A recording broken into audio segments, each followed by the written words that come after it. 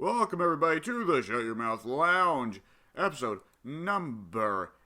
Oh god, oh god, Yes, my 89. favorite is episode number Episode number. Number Yeah, so today we're hoping on kind of a mini podcast because Addie and Pink are both going to be busy, and my internet has decided it's going to shit itself hardcore. So, yeah. That's not good. Welcome to episode. brought to you by John Tron. All the mini podcasts will just be named noises. Yeah. You know what? I think we've already got this podcast episode's named. Episode X. Yep. It's perfect. I love it. Makes my life easier.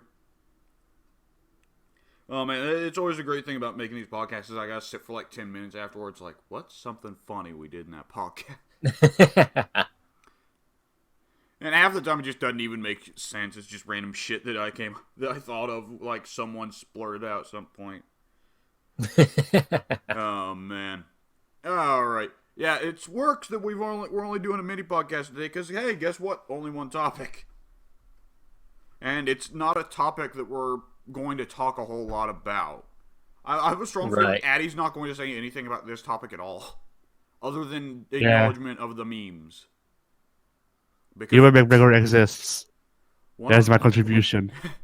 One of the greatest meme lords of the dank wars has come back. Ewan McGregor is apparently signed on to play Obi-Wan Kenobi once again for a series on Disney+. I have to say, this actually makes me more interested in Disney Plus than any of the previous stuff they've announced. I mean, the prequels were what they were, but Ewan McGregor was an incredible Obi-Wan. Yeah, absolutely. He was absolutely the best part of that entire trilogy. I mean,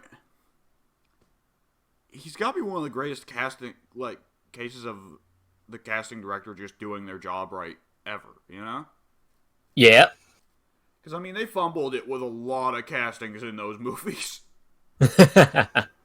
Hey, guys, Liam Neeson's here. What's that, Liam? You don't care? Oh.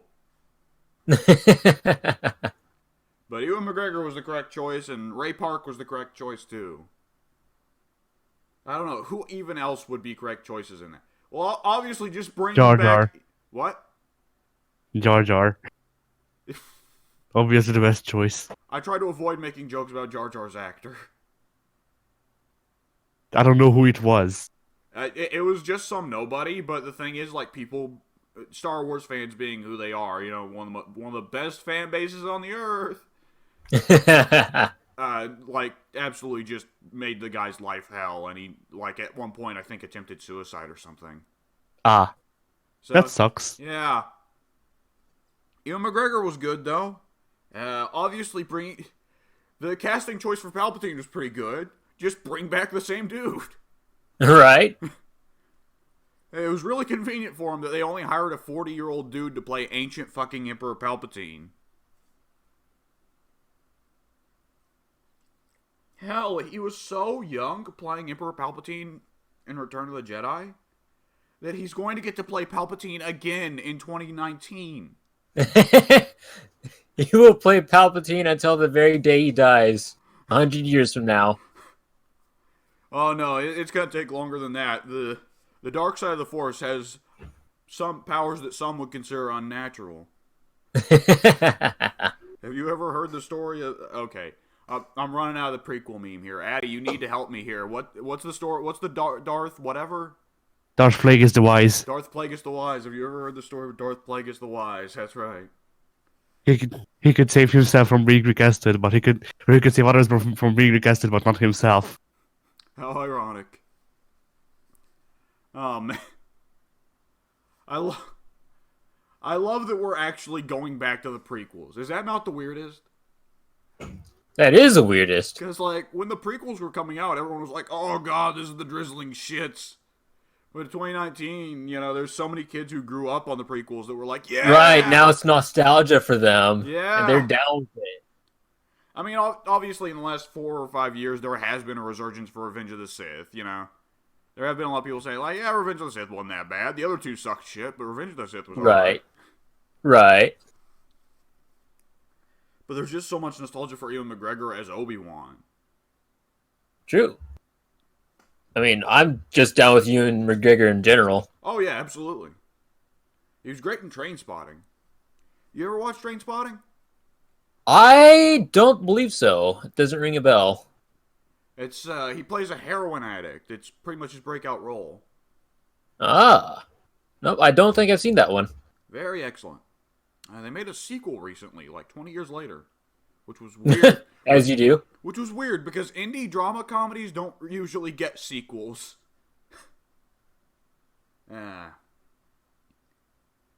Obviously, like, for story reasons, this presents a very interesting possibility because this is clearly going to be about what happens to Obi-Wan between 3 and 4.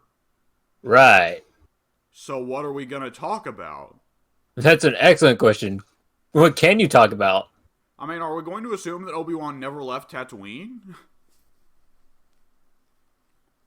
Did he go to Tatooine, like, immediately thereafter?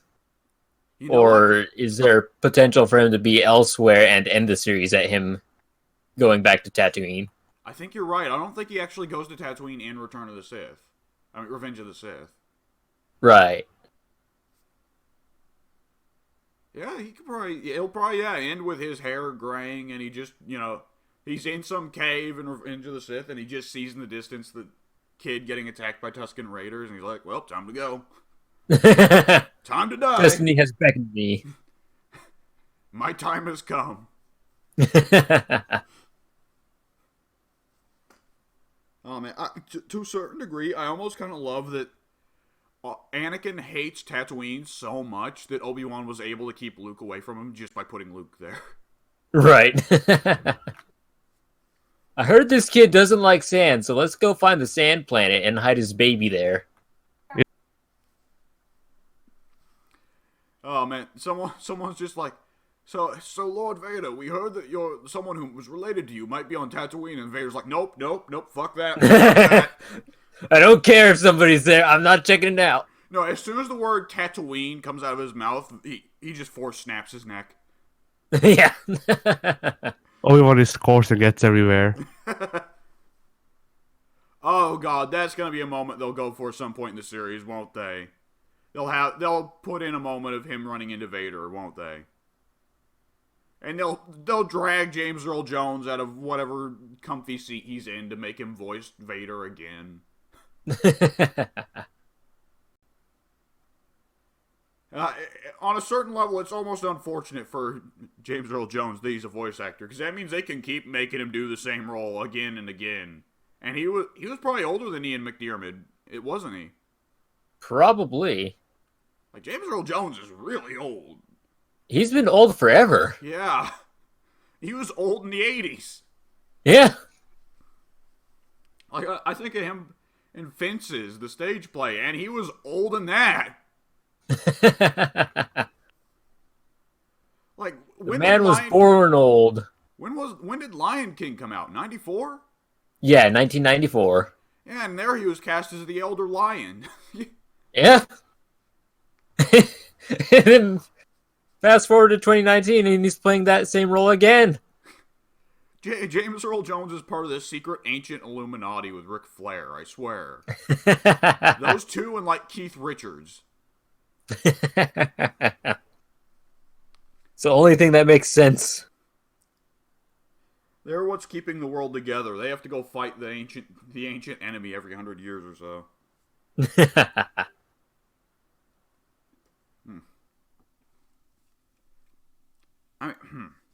Okay, here's the thing. Are they going to? All right, I don't want to bring up the silly Rey as Obi-Wan's like bastard daughter with a secret lovers theory. Right. What do you think are the chances they're going to handle the potential storylines of Obi-Wan having a secret lover? Did they do that in Clone Wars? I feel like Obi-Wan definitely had a love interest at some point. Yes. Was it in Clone Wars? I feel like it was in Clone Wars, and I'm pretty sure it was Clone Wars.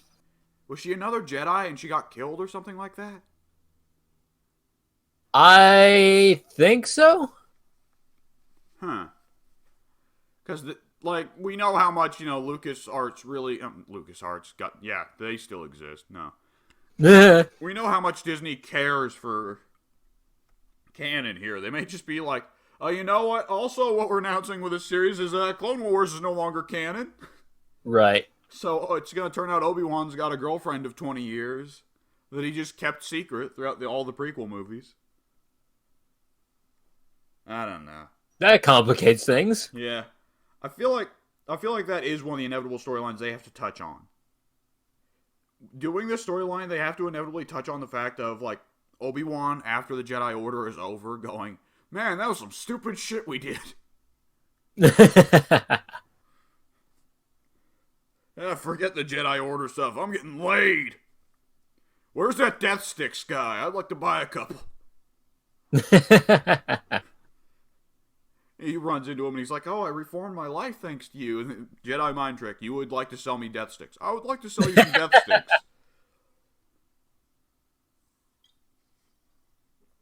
I mean, and of course, there's the thing here that I think Addy will appreciate, in that, how many of the prequel memes come from Obi-Wan, Addy? I don't freaking know. I don't follow Star Wars to any extent, even the memes. But you can't escape some of the memes. Yes, I know like 2. You've seen the hello there, definitely. Oh yeah, I know 3. Do you know how often I've used hello there without realizing that it was a meme? Yeah. But how many It's times, like... But how many times when you say hello there does someone respond with General Kenobi? True. I don't understand memes. Yeah, I know the hello there. I know freaking Darth Plagueis, and I know freaking I have the high ground, Anakin, and that's it. Sand, it gets everywhere. Right, sand.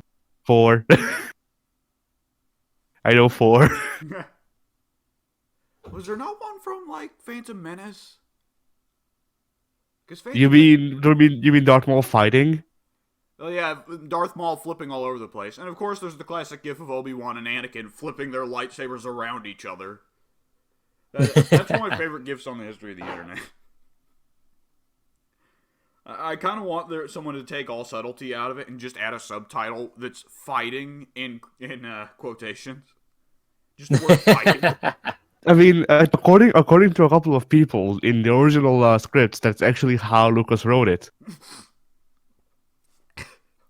I don't actually mean just that fight scene. I mean all of them. Anakin and Obi-Wan spin in place for 2 minutes. Yeah. But no, I don't mean that he wrote right fucking half of those fights. Anakin I don't and then Obi-Wan does a flip, and then Darth Maul does a flip. No, dude, I don't mean that he wrote everything exactly as it turned out. I mean, he in the scripts he genuinely just wrote fighting in brackets. Fight. I mean, if you really, I don't think on some level George Lucas recognizes he's not great at certain things.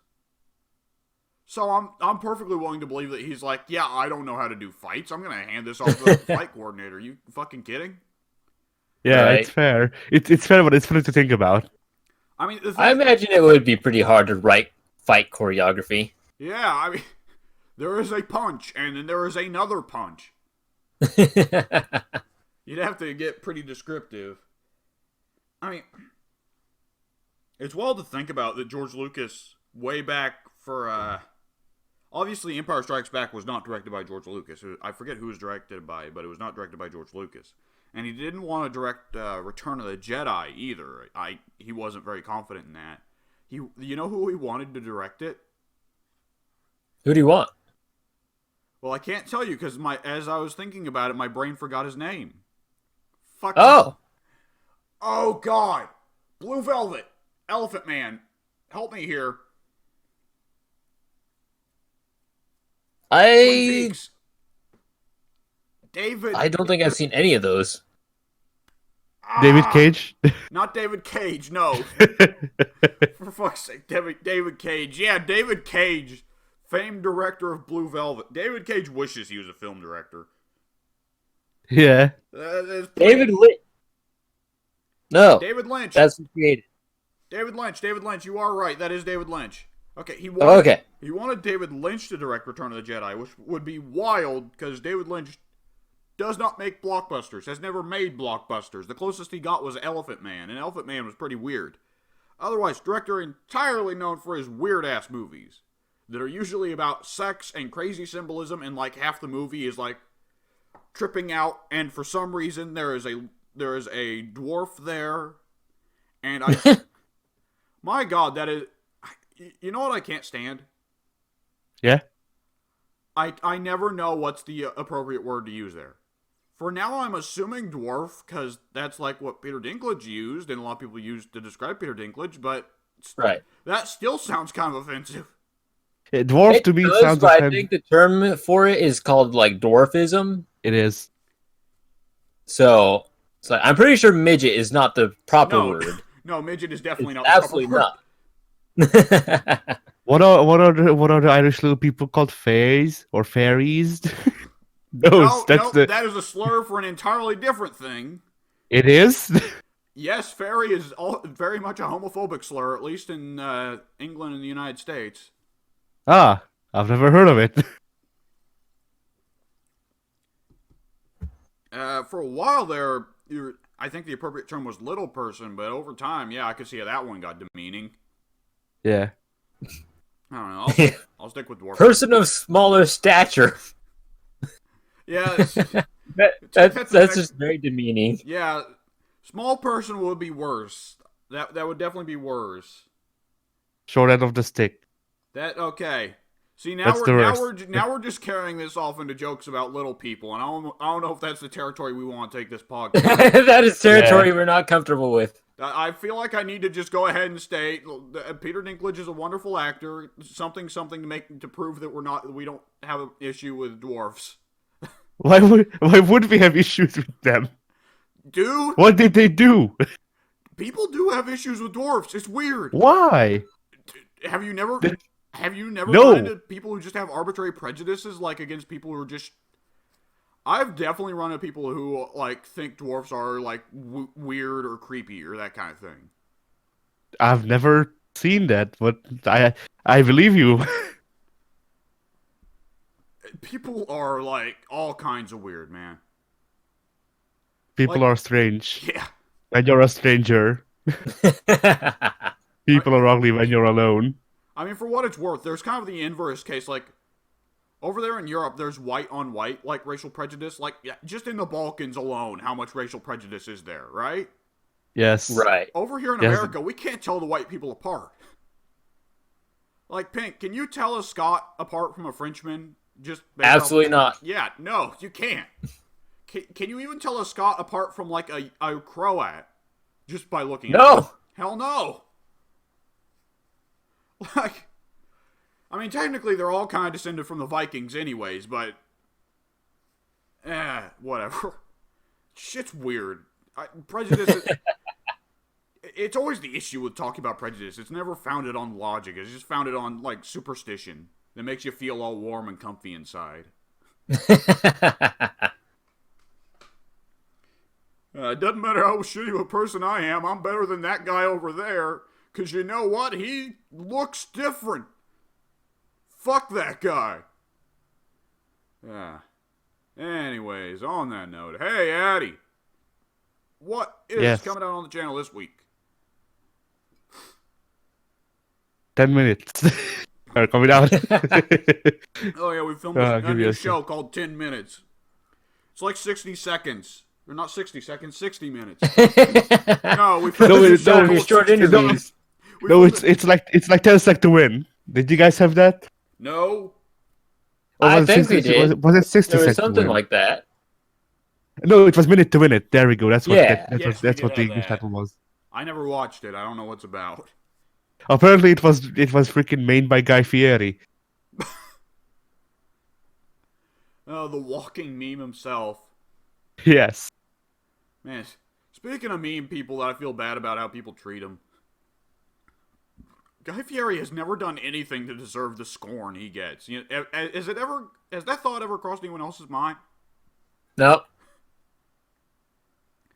There's a stand-up comedian. I might have told you guys this story before. There's a stand-up comedian who went on Conan O'Brien's show once, and his entire routine revolved around why do people hate Guy Fieri?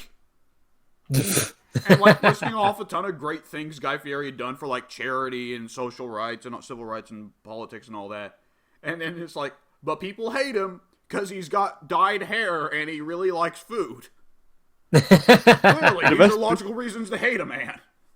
The best part about people hating his looks is that I'm pretty sure he's come out and said that if he could, he would dye his hair a different color and wear things other than the flame Hawaiian shirt. But it's his brand. He can't wear anything else. He can't have a different hairdo. We wouldn't recognize him if he did. Yeah, basically. I mean, people have used Photoshop to make non-dyed versions of Guy Fieri, and it's not a flattering look. So, I mean, more to him for recognizing what works for him, I guess. Yeah. Right. So, as for what's past a coming out, certain point, you can make ugly fashion choices, but people will be fine with it as long as it's who you are. So, I mean, I'm not going to knock him for it. I'm not going to really knock, the lead singer of The Offspring for it, because that's just who they are, Right. Now, of course, 10 years ago, Justin Timberlake, different story. And as you can see... I have no idea what Justin Timberlake looked like 10 years ago. In fact, I'm not sure I know what he looks like now. You didn't... Oh, you know Frosted Tips Justin Timberlake. You've seen Frosted Tips Justin Timberlake at some point. I'm talking NSYNC era Justin Timberlake.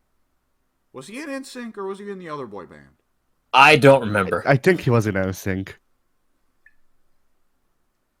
Who knows?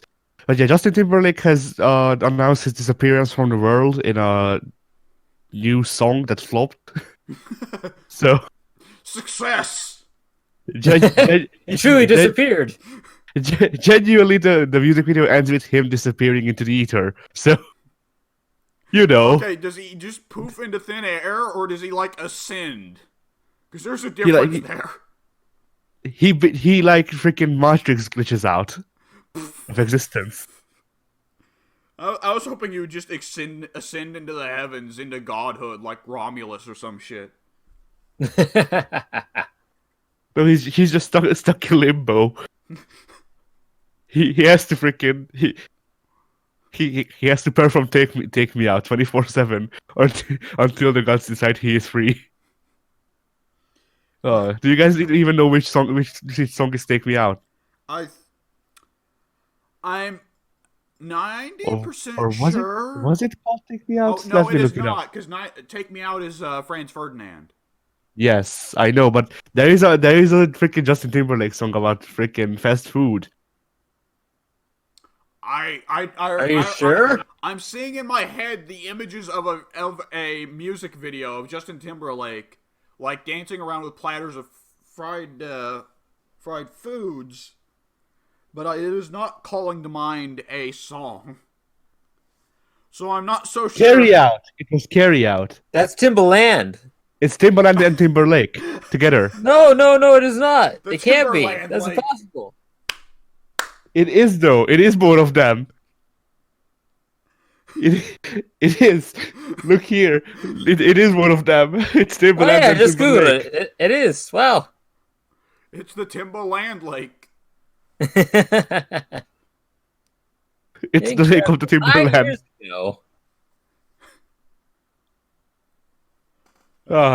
Justin Timberlake is stuck performing this until the gods decide he's free.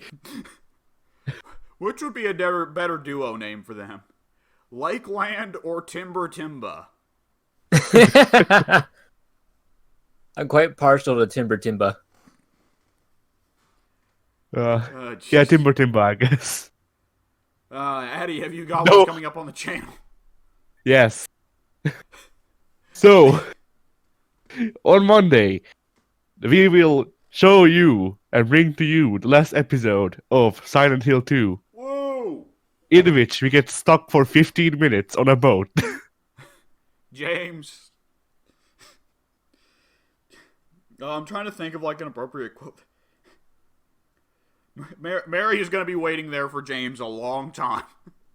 Yeah. She's calling him halfway across the lake, James, why aren't you here? And James is like, I'm stuck in a fucking boat. I've been rowing in circles for hours. Is this some Silent Hill monster? No. Is this like metaphorical for something? No, I'm just fucking lost. I can't believe that shit still. Like, how did we rode in circles? We must have seen the light at some point, and we didn't go for it. We didn't. That's the thing. Like, I didn't even notice it during editing. How fast were you rowing?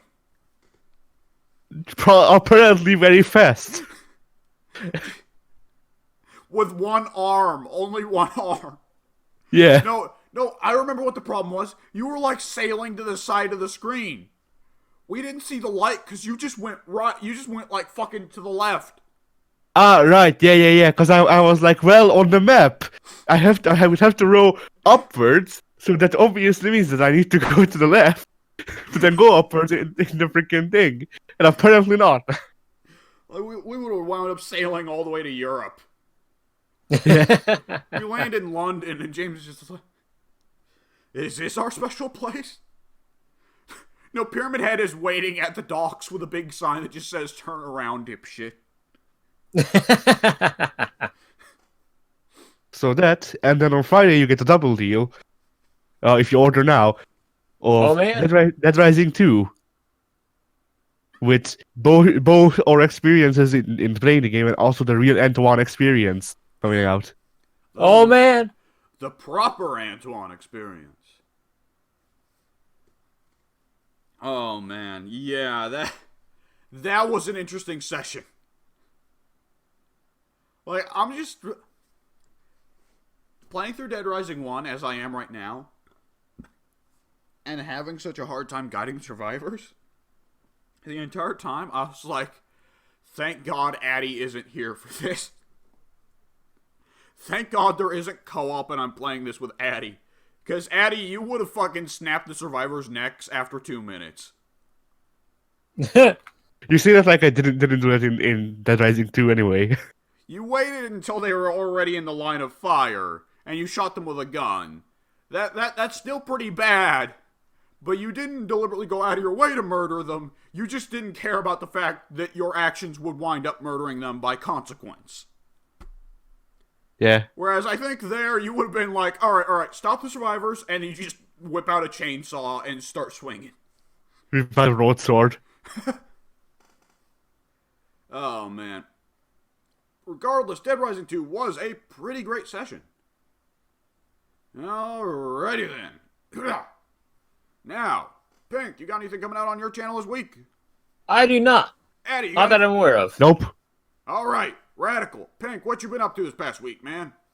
Let's see. Oh, actually, in keeping in talks with Star Wars, I did watch Solo. Okay, what did you think of it? Because I got Did it. it have, Okay, did it have Addie, the get theme your song meme out Flying now. Solo? Yep, there we go. What did you think of it? Because I was like 20 minutes in, it didn't grab me, and I just walked away. With that said, on Netflix. So I didn't hate it. I didn't think it was bad. It's just kind of there. Which, that was sort of my feelings going into it anyway. It's like, I don't care that this exists. And in my opinion, it probably shouldn't exist, but here it is, so I guess I'll see how it goes. Donald Glover's there. He's doing his thing. Yeah. And Daenerys is there.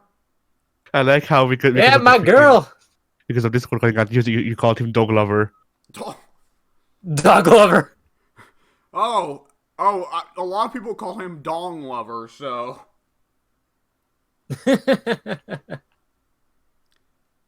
Right, but that was kind of before Emilia Clarke bothered to actually stretch her acting muscles, so she just kind of showed up for that movie, if memory serves.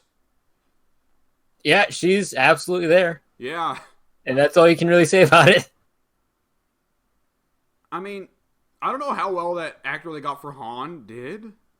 I think for their part, from a marketing perspective, from the beginning, it was a screw up to not cast someone famous as Han. Even if it would have been a controversial pick, Right. If anything, the controversy would be more beneficial to them than just some nobody off the street. Benedict Cumberbatch's Han. Oh! What the heck? People, like, that's the kind of pick that people would go just to see, like, how does it even work? Right. That's a morbid curiosity right there. I don't know. It's easy for me to crack jokes, but considering Benedict Cumberbatch, like, started crying when Harrison Ford was complimenting him on, what talk show was it? Graham Norton. Like, I'd almost be inclined Benedict Cumberbatch... Okay, Mouth, I'm gonna need you to cooperate with me here and not call him Big Dick Cumberbatch. Big Dick Cumberbatch. My favorite actor. Okay. I would think Benedict Cumberbatch would actually have the passion to put in good work for the role. Right. Like, with that said, Benedict Cumberbatch, we've already seen put in an absurd amount of passion to playing a dragon, so...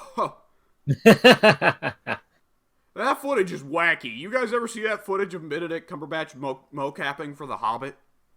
No? I have not. Oh, he actually mocapped the entirety of Smaug. I did not know that Smaug was mocapped. They filmed him crawling around on the ground on all fours. And, like, all of Smaug's, like, neck movements and kind of sinister, like, facial motions, all mocapped by Benedict Cumberbatch himself. That is so strange. It is very strange. It's fascinating footage. Because Cumberbatch, God bless him, the man got into it. I mean, wouldn't you? Yeah. He was having a good time in there. He was like, oh yeah, I'm a big evil dragon. Eat shit, hobbits. I have not seen footage of it. I would hope that they didn't try to mocap him flying as the dragon. Just Benedict Cumberbatch. Like, he's like planking on a pillar, and he's just flapping his arms. I want that now, and I want people to edit Yeah, it. that's the Hobbit that we truly deserved. Yeah, I What want other nonsense they gave us? No, just give us a motion capture Benedict Cumberbatch without the motion capture CGI. Just put him in the movie. Yeah, that's what I want. That's what we need. I want the gif of Benedict Cumberbatch flapping his arms like he's flying, but edited to have him be in his freaking Doctor Strange costume with effects. Yeah. That's his next magic. I don't know if it would look better with a clean-shaven Benedict Cumberbatch or with the goofy Doctor Strange goatee. Oh, man. But regardless, I think we can all agree, no matter what, the world always needs more footage of Benedict Cumberbatch. Doing wacky CGI stuff, or not CGI, motion capture stuff. Yes. Anything. I'm in agreement. Like, I am getting more and more hyped for Doctor Strange and the Multiverse of Madness by the day, and we've not seen anything other than the title card. Right. Like, it's just weird, because looking back, there have only been really 3 Doctor Strange movies. I already consider him one of my MCU favorites. Yeah, I agree. Anyways, so overall, like, of Han, God. Han. Oh, that's bad, because I just read movie trivia the other day where Lando's actor in the original Empire Strikes Back, whose name is escaping me, he kept mispronouncing Han's name as Han, and nobody corrected him. So when they were making Solo, they had Donald Glover repeat the same mistakes to keep the consistency. Yep, I noticed that. So that Lando is always referring to Han mispronouncing his name, and that's actually pretty great. Yeah, it's a good retroactive explanation. I applaud them for it. And it always kind of works for Lando, because Lando's always, Han's friend with quotation marks. Right. But he'll always have those little casual things to remind Han, I'm not really your friend. Just to remind you, you're still a douchebag. Well, I think that's actually... Wasn't that actually a Parks and Rec thing with Ron Swanson? At some point in one of the episodes, he says, "If I think people are getting too chummy with me, I start mispronouncing their name."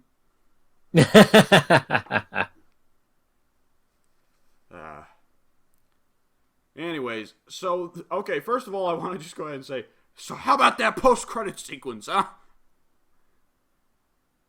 I did not see the post-credit sequence. Oh, you didn't? Oh. No, I did not. Oh, because the post-credit sequence reveals that Darth Maul is back from the dead.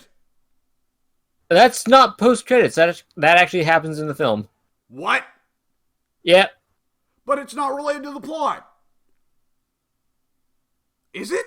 It sort of is, but not really. So, how it's connected is that the, we'll call it mob boss that is overseeing the mob boss that Han is working for is Darth Maul. So Maul's back from the dead, and he's a mob boss now, so that's nifty. And that story concept will see no follow-up. Right. Unless Return to Rise of Skywalker is just gonna suddenly be like, hey, it's Darth Maul. He's really freaking old now, even older than last time you saw him. He's also a mech. Yeah, he's here to tie up those loose threads from Solo. That would actually be great if, like, just in the last 10 minutes of the movie, Rey shows up for the final showdown with Palpatine, and Palpatine's like, "You thought I was gonna fight you? Ha! No." And just Maul jumps in and cuts her in half immediately. I'd love it. But, like, I actually do want him to be in, like, a freaking exosuit. He does have the mech lower half. Because Obi-Wan saw to that, so... Yeah.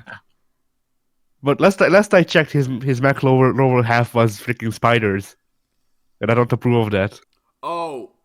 Okay.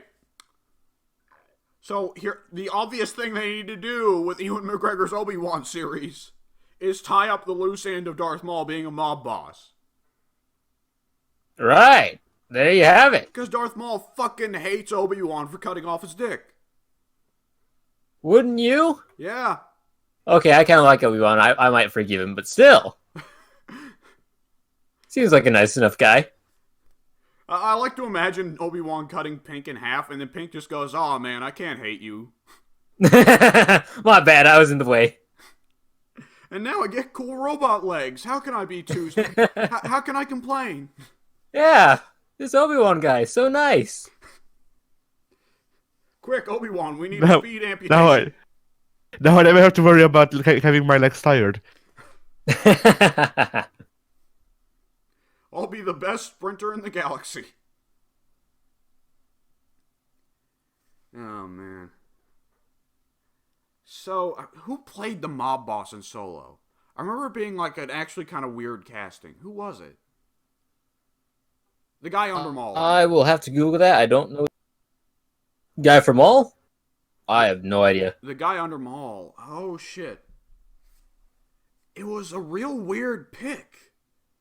But I don't remember who. I'm looking it up right now.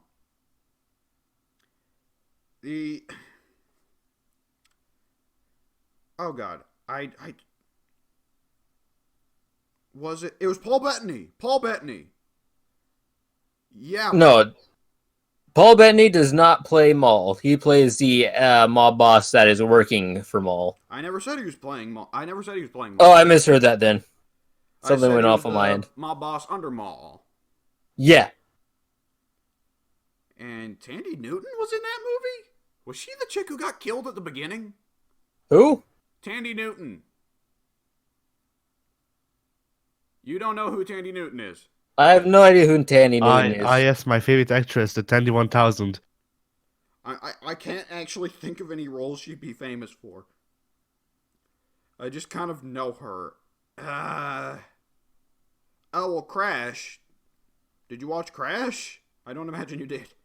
I have no idea what Crash is. Oh, that person, yeah. She was in there, and yeah, she did get killed pretty early on. She also played Condoleezza Rice in W, the movie where Josh Brolin played W. Bush. Interesting. Oh, and she's in Westworld. Okay. Huh.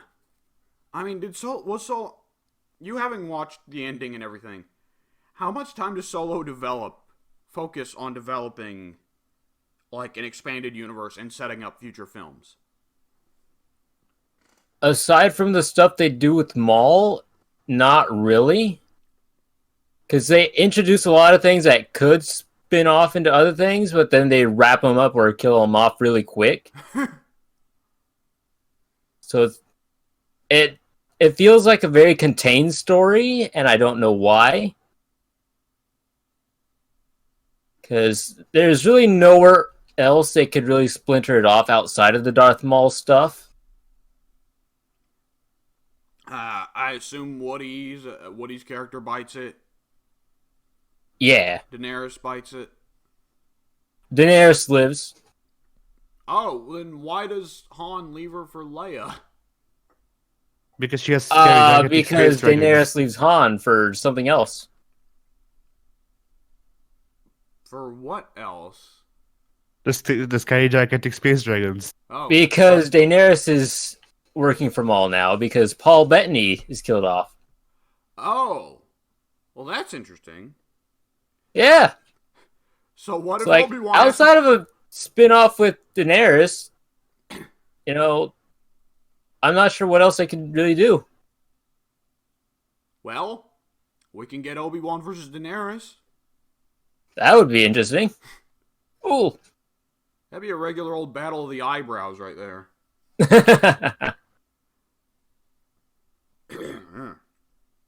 Overall, what would you say about Han? It's an okay film. It's better than whatever that last one was, Last Jedi. What is its most in striking... my opinion, because... You go ahead and finish. I forgot what I was talking about. It was better than Last Jedi because I don't know that it has a significant because I just enjoyed it better. Because it doesn't have a random gambling den subplot. Because Gwendolyn Christie doesn't randomly show up in the third act for a boss fight with Finn that goes nowhere. Right. What a waste of... I don't understand what they're doing with Gwendolyn in these movies. What a waste. Every movie she shows up just to get her ass kicked. Yep. This is what she put in all that work as Brienne in Game of Thrones to become a jobber in Star Wars. It's such a hard contrast. Oh, God.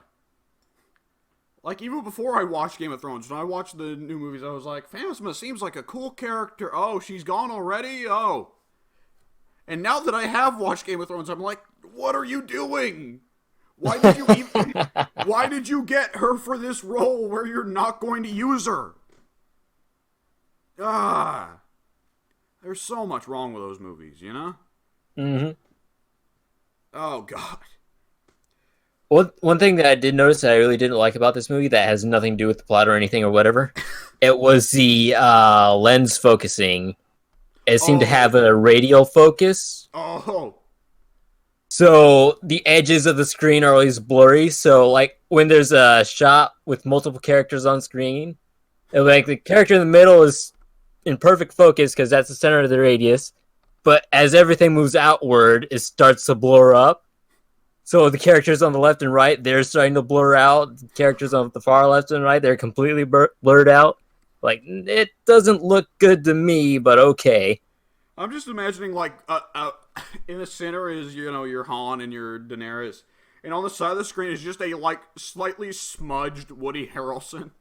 Yep. Woody smoked a little bit too much today.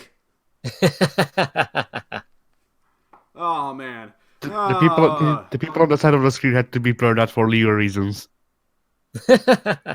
Fuck Woody Harrelson in any role other than Zombieland. Can I just say that? Can't stand it. You can. I don't know if I could agree or not because I've only seen like this. So maybe I've seen him in other things, but I certainly wouldn't remember. Yeah. Okay. What is the most strikingly positive thing about Solo? I keep calling it Han! What is the most strikingly positive thing about Solo to you?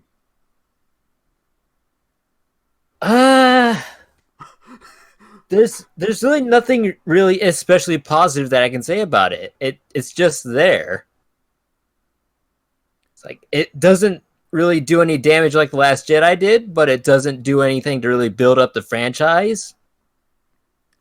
I was going to ask, like, does it emulate the energy of the original trilogy very well?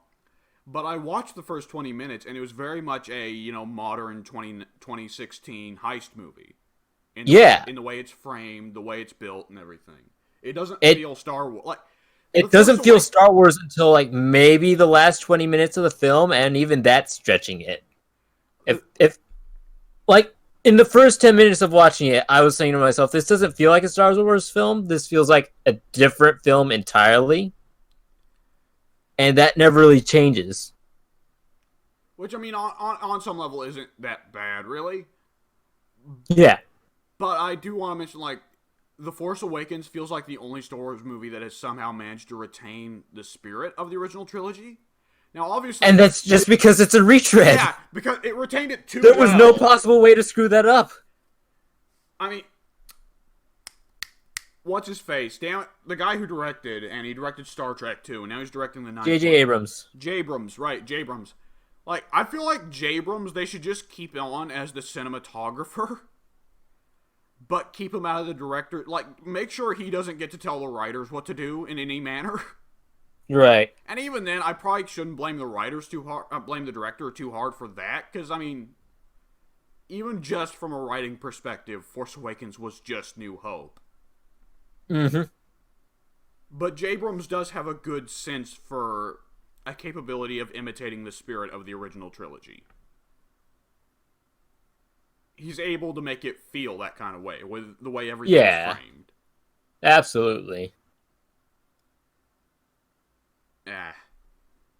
What would you say is the most strikingly negative thing about Solo, except for the camera lens? They killed off Paul Bettany. That's a pretty big bad one. Yeah, he's only got a few scenes, but I was pretty hooked with him from the get-go. Yeah. Of the 20 minutes I watched, Paul Bettany was the only part that I really considered good. Like, I was actually shocked that they went with Paul Bettany for the villain. Because, I mean, Paul Bettany rarely, if ever, gets cast for anything.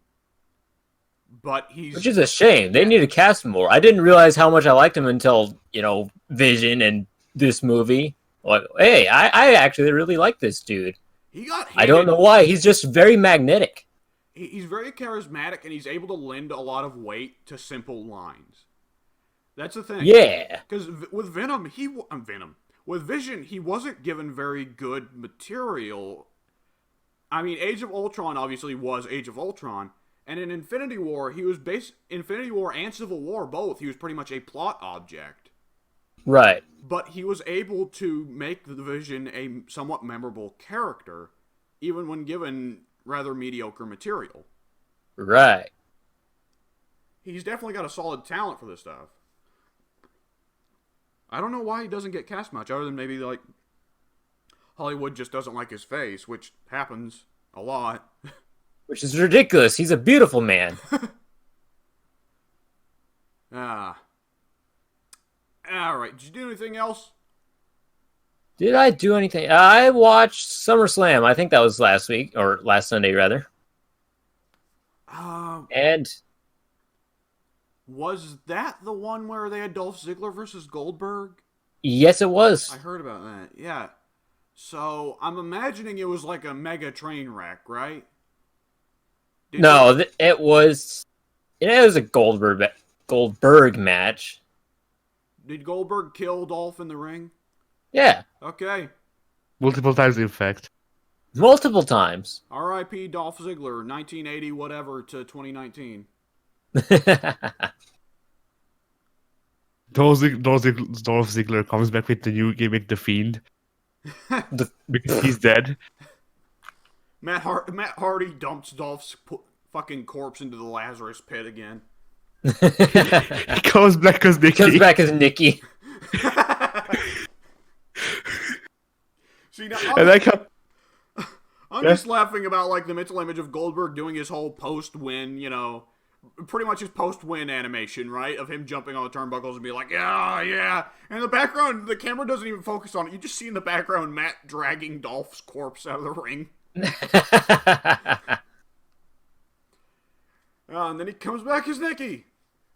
Does he come out of the pool with the other 4 members of Spirit Squad? Yes! That's the only way it can happen. They just appear. No, Dolph Ziggler was all 5 members of the Spirit Squad merged in one person. Yes. By killing Dolph him, Ziggler- bringing him back, Dolph- you brought the 5 back. Dolph Ziggler was actually the Megazord of the Spirit Squad. It all makes sense now. Okay. Alright, so Ziggy versus Goldberg. On one hand, sure, there's a certain level of genius to putting Goldberg the Beast up against the guy who oversells everything. So yeah, it's gonna fucking look like Goldberg kills Ziggler with every single move.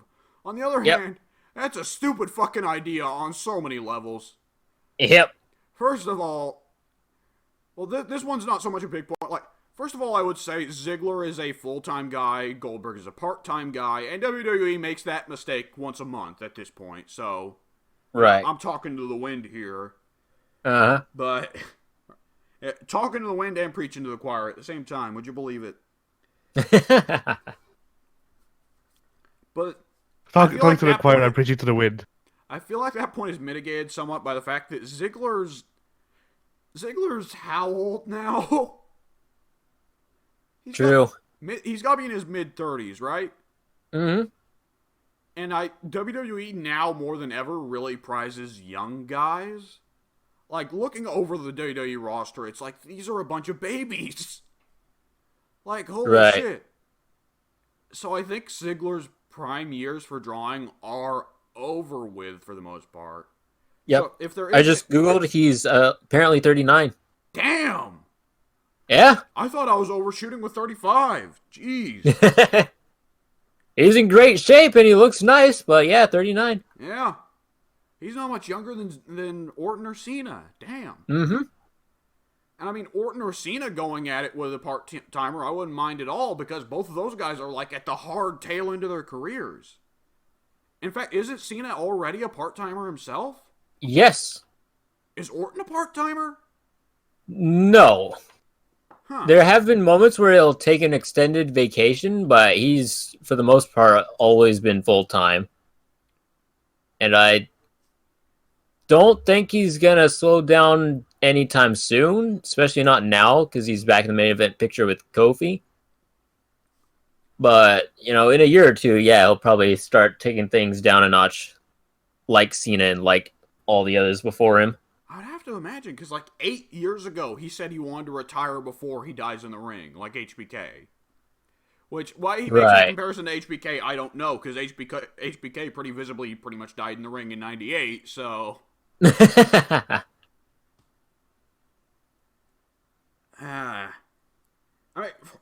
hard for me to take a hard stance on this, because I'm not a Ziggler fan, I never have been. I recognize that the guy's talented, I just don't like him. At the same time, I don't like Goldberg. There's no winning here. I am... We've got at least one Goldberg fan here, right? Addy, aren't you a big Goldberg fan? I like his looks. Okay. Yeah, he was a multiple-time tag champion with Justin Gabriel. Yeah. The classic Addy Universe rivalry of just several different variations of Justin Gabriel and Goldberg versus Evan Bourne and who else? Who's your fourth man, Addy? Zack Ryder. Zack Ryder. You joke, Zack Ryder actually is my big chicken shit heel. Hey, yeah. Like, I think my main rivalries all are freaking Gabriel against Bourne. And then, that's on SmackDown. On Raw, it's RVD, who is the babyface, against freaking Ryder. And then Goldberg is just there as emotional support for Gabriel, I guess. Emotional support. I always love having a pocket face or a pocket heel who who's never really in the main event scene. You just use them to float titles between feuds. Right. Like, for me, that's always Big Show. I never actually have Big Show do anything in the main event scene. I always just have him float the title when I don't have anyone I want to carry the title. Mm-hmm. Yeah, Goldberg is just there to hold the title for Gabriel when he can't win it or whatever. He's there to keep the seat warm. Yeah. Oh, man. I mean, I do want to go ahead and raise the question here. I know Ziggler's body is like rubber at this point, but I do have to question the virtue of taking a guy who is, for one thing, his entire gimmick is brutally slamming the shit out of people. For another thing, he's actually kind of a jackass in the ring. I have to question the virtue of putting him in the ring with a guy like Ziggler, who is already just about killing himself by himself. Like, you put Ziggler in the ring by himself long enough, he will break his own neck. I mean, Goldberg can't even do a super kick. He fucking gave Bret Hart a career-ending concussion with a super kick. Yep. Like, I would think that's one of the easiest moves to do. You would think. You just whiff it and the other guy sells. I don't know. It's easy for me to talk out my ass here. Didn't Goldberg, what actually gave Hart the concussion wasn't Goldberg hitting him with the super kick, but Goldberg hitting him with a super kick so hard that he hit the mat, and that's what gave him the concussion? Yeah, something like that. Yeah. Which, I mean, I guess, yeah, it is wrestling, so me saying that you should just whiff the move is dead wrong, and I think several wrestlers have outright stated by now that they don't whiff anymore. They actually do connect with all the hits. But going full force into it, I don't imagine is still allowed. Right. But it was WCW. Goldberg was money. Bret Hart wasn't, so they all just kind of forgot. Bret Hart was entirely expendable. You know what we need now that we talk about this? Why? We need a title match between Goldberg and Shinsuke Nakamura for the title of King of Strong Style. Just have the two freaking idiots kill each other. I don't think Shinsuke's killed anyone in the ring yet, has he? Yet. Yeah, not yet. He almost ended Cena's career. I was about to ask, has he injured anyone, though? Yes, I want to say people. yes. I don't know who. I just know that, for a fact, I do know off the top of my head that he did drop Cena on top of his head during an exploder suplex. I feel like I remember him doing something to The Miz. During an exploder suplex, a move where you have a very easy way to cradle the head. Right. Oh, no, pardon me. It's not an exploder suplex. It was his weird inverted... what is that thing that he does?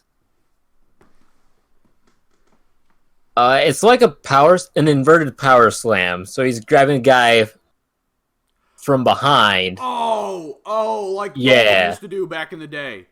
Right. Is he the one that has that...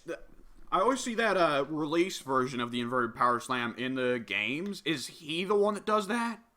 Yes. Oh, well, yeah, of course you're gonna fucking drop somebody on their head with that move. That shit's the dumbest. For that matter, why are they allowing Shinsuke to do that move? That doesn't fit what he's... They're not anymore. I don't even mean just for safety reasons. It doesn't even fit Shinsuke's moveset. He's strong style striker, right? Right. Obviously, he needs to have a couple grapples, but something like the inverted power slam is a pretty big move. Mm-hmm. Why they give it to smaller guys is beyond me. Like, Dolph shouldn't have been doing it back in the day.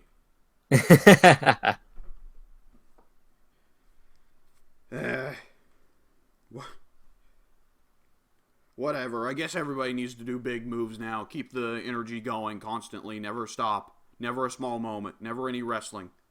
Spot, spot, spot, spot, spot, spot.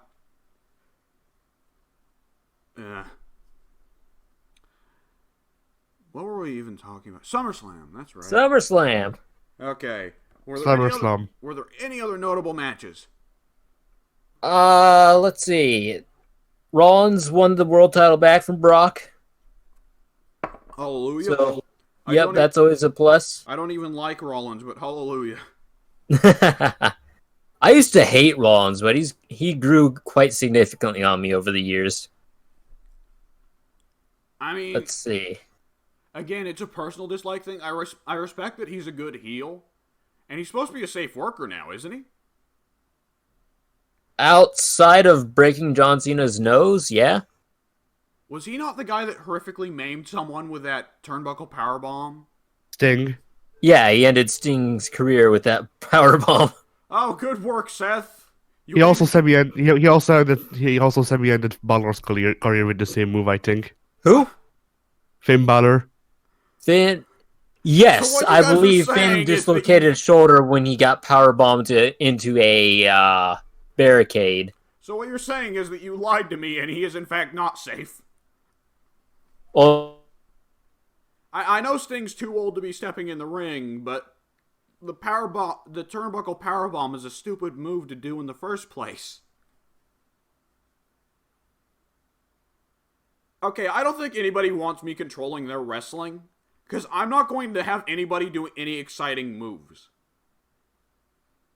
Like that's a thing here when we talk about the pro wrestling, is that I am fundamentally disconnected from the rest of the wrestling audience. The rest of the wrestling audience, they want big flippy pile drivers. They want big flippy power bombs. They want all kinds of power bombs. They want spinning power bombs, sit out power bombs, jumping power bombs, diving power bombs. They want fucking sunset flip power bombs, which admittedly sunset flip power bomb ain't too bad. They want a fucking crazy ass back suplex pile driver. What was it called back in the day? The Omega driver, I think. Oddly enough, not used by Kenny Omega. Go figure. They want fucking Death Valley drivers where they actually drop the guy on his neck. And apparently, John Cena's Satan because he did a Death Valley driver where he drops them on their back. God, I hate the wrestling audience. I hate them. Genuinely. I've never seen a bunch of entitled fucks quite like them who just want people to die in the ring for their entertainment. Even if wrestling writing went back to being good, I couldn't conscientiously go back to watching wrestling.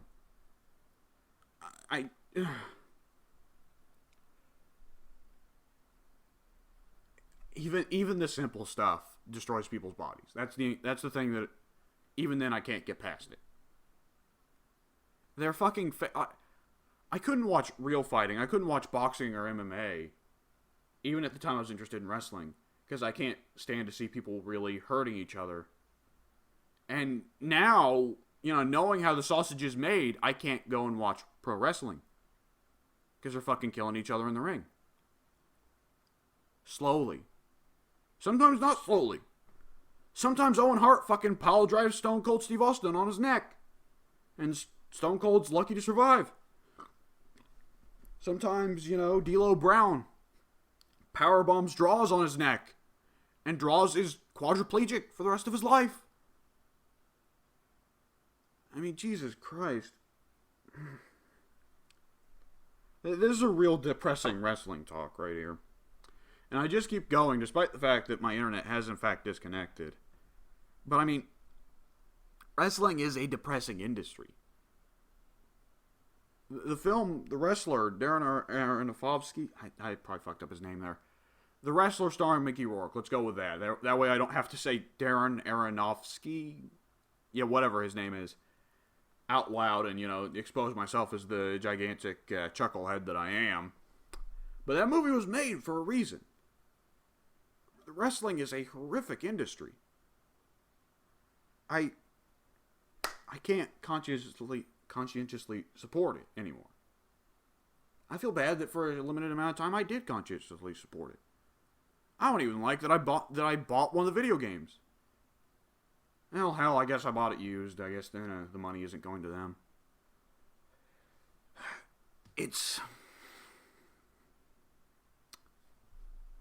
Inevitably, it gets into a moral discussion, a variety of moral discussions. But in this modern generation that generally believes every individual should have their own morals in this moral relativist generation, which of course I don't agree with. I am a moral absolutist, but let's not get into a philosophy debate here. If a man is supposed to stick to his morals, I just can't conscientiously support wrestling anymore. It's gotten very serious without Pink and Addy. This is what happens when I do solo content right here. This is why I don't have a solo channel. It takes Addy and Pink to bring the joy out of me. Because otherwise I'm just dead serious.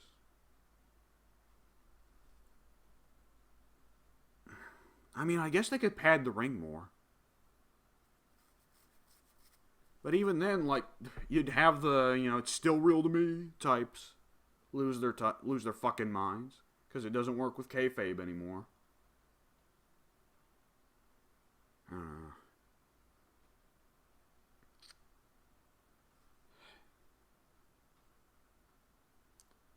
I mean, I don't even want to hear Pink talk about the rest of the SummerSlam card, honestly.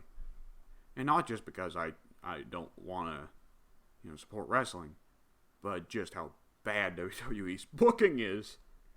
To get back to a slightly less moral note, oh god. When I last stopped watching WWE, it was entirely because Alberto Del Rio had started his second World Heavyweight Championship run. And that was for the entirely biased reason of I just don't like Alberto Del Rio. The man was a charisma vacuum. I get that they were pushing him because he fit well in the Mexican market and all that. But, like, just get rid of him and sign, literally, any other Mexican wrestler. And for the love of God, one with a better finish than the world's most limp cross-arm breaker. I don't even know what's going on with modern day booking. I know Kofi's still champion, which is weird. I mean, it's always fun to see the David and Goliath, the dark horse win the race. And Kofi winning was historic for the company. It passed a historic marker that one would logically think they should have crossed a long time ago, but apparently they didn't. But at the same time, I love Kofi. Kofi is not a 4-month champion. He is a 2 or 3 month champion. WWE barely, if ever, does champions for any longer than 4 or 5 months anyways. I mean, I'm sure whoever takes the title off Kofi, be it Randy Orton, or, I don't know, who's the top upcoming heel now? The Fiend Bray Wyatt, yeah, he'll be the new world champion. Whoever takes it off Kofi will probably just sit with it for a month or two. Before WWE finds a new face. Because to my understanding, Kofi ain't been doing too hot with sales. Though, admittedly, no one's been doing too hot with sales with modern WWE. But they'll move on to the next face. Who knows who it'll be. Maybe it'll be that Mustafa Ali kid. I always see him in the games and he looks rad. At the same time, yeah, I feel like WWE here, they'll just go back to a big white boy. Something like that. Something a little safer than Kofi. But even then, what are their options? They don't have Cena anymore. They're not going to go back to Roman. And I just said big white boy, and then I pitched Roman, of course, because the whitest guy, Roman fucking Reigns, member of the venerated Anoa'i family, white, yeah. No, I can't see him going back to Roman with the cancer and everything, because the cancer has actually saved Roman's popularity with the fans, which says a lot about how easy it is to get the fans in on something. Just appeal to their emotions and boom, you're golden. But I can't see them going back to Cena. They can't go back to Cena because Cena's old and Cena's career is pretty much gone. He's a movie star now. They can't go back to Roman because Roman, kind of a risk already with cancer. It might come back, and if, cross your fingers that it doesn't. Because Roman, I'm not the biggest fan of him. In fact, I wouldn't call myself a fan of him at all. Don't dislike him either. When properly handled, he can be a fun presence on the roster. And in fact, if they changed Roman's gimmick, I would say I'm a big fan of him. For the most part, his wrestling needs some serious work. Good old 5 moves of doom. mean, I'm not the biggest expert on modern day roster. Obviously, I haven't watched in 2-3 years. No, it's been 4 years probably. So I don't know who the top next upcoming guys are.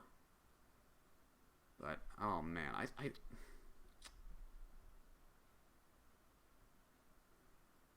hell.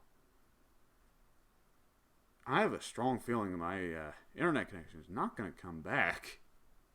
That's awesome. That's awesome right there. So you know what? Fuck it. I'm going to transition into whatever topic I feel like, because that's what I do. And this podcast already pretty much just follows whatever topics we feel like, so fuck it. Meanwhile... Alright, speak. Think. You cut out for me. What happened? I just told you to speak. I'm speaking now. Okay, in theory, we should be recording, so... In theory. Until W comes back. Okay, he just left. So, where were we? We were talking about Seth Rollins injuring people. Right. He does that, yes. He does that. Yes, indeed. Or at least did that. I'm going on the, I don't know, bandwagon of he's a safe worker now. Assuming he's not power bombing people. If a power bomb is involved, I'm revoking my what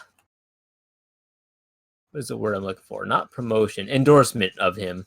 But you were going to say if he's doing a power room, I'm running away. I am running away as fast as possible. Lest he D'Lo Browns me. I don't know why, but I keep going back and forth on hating any and all members of the Shield. Makes sense. So that was that topic. Did you do anything else this week? I guess. I don't believe I did. It was just a SummerSlam, and then I watched Solo, and then I don't believe I did anything else. All right. Well then, W, what did you do? Fascinating. Yes, interesting.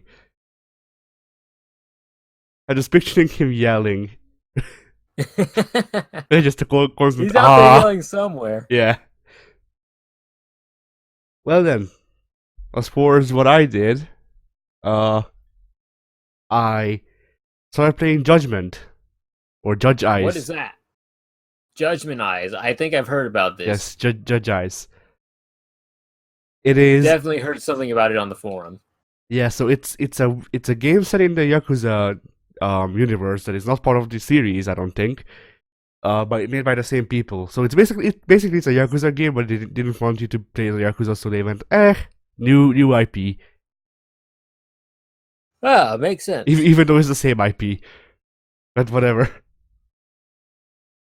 Gameplay wise, it's more or less the same. It's still set in the same place, so you can get around the map if you memorize shit in the other games. Let's see what changed. Well, obviously the main character. I think they nicknamed him Tuck. I actually don't think I know his full name, but whatever. He's something or other Yagami. He's a lawyer who got disgraced and became a private investigator instead. He's a lawyer who got disbarred. Yeah. Well, what happened is that he got in Japan, getting a person acquitted of a crime is basically impossible. There's a 99.9% chance that they will not get acquitted. And he managed to get a serial killer acquitted, but he didn't know that he actually was the serial killer. Well, how does that happen? Well, according to the game's lore so far, it just didn't seem like he was actually the culprit. But then turns out he actually was the culprit. So then he went, okay, you know what? I won't be lawyering anymore. And that's how he became a detective. But he was such a good lawyer. Yeah. He got a guilty man out of guilt. but it's anime pink. You're not wrong. Yeah. The fighting system, they changed the fighting system, but like I don't know what it was like in Yakuza 6, which is the newest one before this. But I do know what it was like in the two Kiwamis and Zero, and basically how I would rank it is that Zero since it's the one with the oldest version of Zero and Kiwami 1 have the older version of the fighting system, like the oldest one of the ones I played, and those were pretty easy. You had multiple fighting styles, I think 4. Shit like that. Kiwami 2 was on the same engine as Judge Eyes and freaking Kiwami 2, or that's what I'm talking about. Bloody hell. Yakuza 6. Yes, that. In that, the fighting system was a bit harder, but it was still doable. I think you only had one fighting style though. In this game, you have 2 fighting styles, and neither of them are particularly fun, to me anyway. Ah. Yeah, there's one specific style for handling multiple people. There's one specific style for handling only one guy, and you only get to upgrade the style that lets you kill one guy. Which, I didn't get too far into it so far, but the missions altogether don't seem all that much more imaginative, I guess, because you know the main character is a detective, so obviously we need to make everything a freaking mission where you have to search for something or look for clues or something like that. Right. And I don't like that because in the Yakuza series, not all of the missions are go and beat up this guy. Then what else? Oh, they took out karaoke, but they did put How in dare they? pinball. Oh. Oh, it's forgiven. They also have like freaking a vinyl player that you can get vinyls for by buying shit in the stores and that sort of things. So yeah, the game's alright so far. It's nothing to write home about, but it's alright. Right, it has English voice acting, which I'm not sure if it's been a thing in Yakuza since the original PS2 releases. But the voice acting in this one seems pretty alright. Nice. So yeah, other than that, I also played Slay the Spire. Have you heard of Slay the Spire, Pink? I've not heard of that. So Slay the Spire is a roguelike RPG sort of, but it's also a card game. Okay. So do you know Hearthstone? Yes. Yeah, so it's kind of like Hearthstone if instead of it being like Yu-Gi-Oh, you just played moves out of your hands instead of monsters. Right. And so the game is to choose a character. There's the warrior, who is probably not called that, but I never play that style, so I don't actually remember. There's the bloody hell, why did I forget? There's the defect, there's the warrior class, and there's the like rogue one. You can tell that I only played the defect. Bloody hell. Speaking of big white boys, what is up with it? Oh, Jesus Christ. Yeah. All right, that was a 7-minute monologue on my part, just talking about how I for the first half of that entire 7 minutes was just me nonstop monologuing about how I can't conscientiously support pro wrestling anymore. So hey, you'll be glad to hear that I've been recording on OBS in this 7 minutes. Well, fuck, I've been recording too. I actually got some good material there. Just editing it together. What? So you Somehow. and me will just be speaking over each other the entire fucking way. Yeah. You just have to pause your recording, put Addie's recording once you finish your monologue, then put the rest of the recording on top of that. Or after that, rather. Just put on a big meanwhile sign. Have two of them going concurrently. All right, I stopped my recording, but yeah. So hang on, I gotta mark down a timestamp for about when I would have got my connection back. All right, go ahead. right. So, should we continue on the pro wrestling thing, or should we continue with where we left off with Pink? Well, I think it's going to go from my pro wrestling talk, and it's going to cut to you guys talking about whatever you talk about. So, what were you guys talking about? Well, I went over Judge Eyes. Oh, Pink's out of stuff that he's done this past week? Yeah. So Pink's still not made any progress on the Good Place? No. Oh! I understand. Addy, please don't call it Judge Eyes. Why not? Because that's the dumbest name. Yeah. Well, Yes, but... Also, Pink is right, it is wrong, so... It is neither the correct English name, nor is it good, so... But the correct English name is Judgment without an E, with a missing E. I'm fine with that. I can live with that. I'm not. Judge Eyes is an infinitely dumber title. I don't disagree. Like, the thing is, I like the title Judgment just because it means that I can use the freaking song from Zero. But yeah, so Judge Eyes, yes, that thing. They made a couple of things that I don't like, a couple of improvements, so to speak. Like, there's compared to 6, there's multiple fighting styles again, but one of them focuses on a guy, the other one focuses on multiple people, and neither of them are too fun. Well, I mean, the Yakuza in general, or at least just going off Yakuza 0, the styles did tend to have blatant, like, crowd control versus single person. I mean, there's a balance. Kiryu and Majima both have balanced styles in 0, but they also blatantly have a one-person style and a multi-person style. Yeah. There's no balanced version in this, and then also you can at least at where I'm at and how it looks right now, it seems like you actually can only upgrade the style that focuses on one person. I think you've just not gotten far enough in the game. I don't know, because in the upgrade menu, there's only upgrades for that one style. You could unlock another menu. Maybe.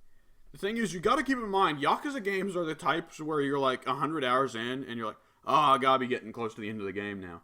And it's like, chapter 2 finished, and you're like, fuck! Out of I'm already on chapter 4. Chapter 16? Oh no! I'm already on chapter 4 of 13, I think. Yeah, I'm up to chapter 8 in Yakuza 0, and I'm still unlocking shit. I'm going to keep unlocking shit until chapter, 17. And even then, you will unlock New Game Plus. I refuse. It will honestly take me 2 years to finish Yakuza 0. I am not playing through it again. Fuck off. So yeah. That... they took out karaoke, but they do have pinball. Old Judgment Man, Judge Eye Man, he doesn't have a good singing voice apparently. I think his name, like, I know that he's Yagami. I don't know his other name. He's nicknamed Talk, so I think it's like Takayuki. All right, I will not remember that. I'm just writing into Google. Yeah. Is it just straight Yakuza, but now you're a detective? Yes. Well, yes and no. Takayuki Yagami, I was right.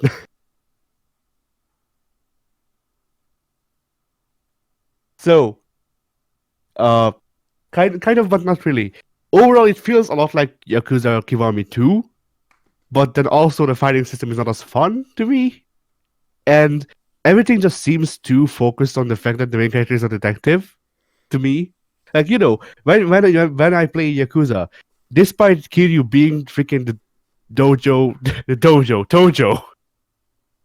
clan head, not every mission, not every side mission and activity is just go and freaking extort money out of people. But in this game, it's at least the ones I've played. So there is very much room for me to be wrong here. But at least the ones I've played have been, hey, you're a detective, look around and find clues, and that's basically the mission. I mean, yeah. I think that was always going to be a thing here. Because Yakuza as a series has always been very uncomfortable with its own existence. Because at the end of the day, it's Yakuza. It's the title. Every game, Kiryu has to be a member of the Yakuza. Here's the thing. The writers and the game directors never want Kiryu to actually be a member of the Yakuza.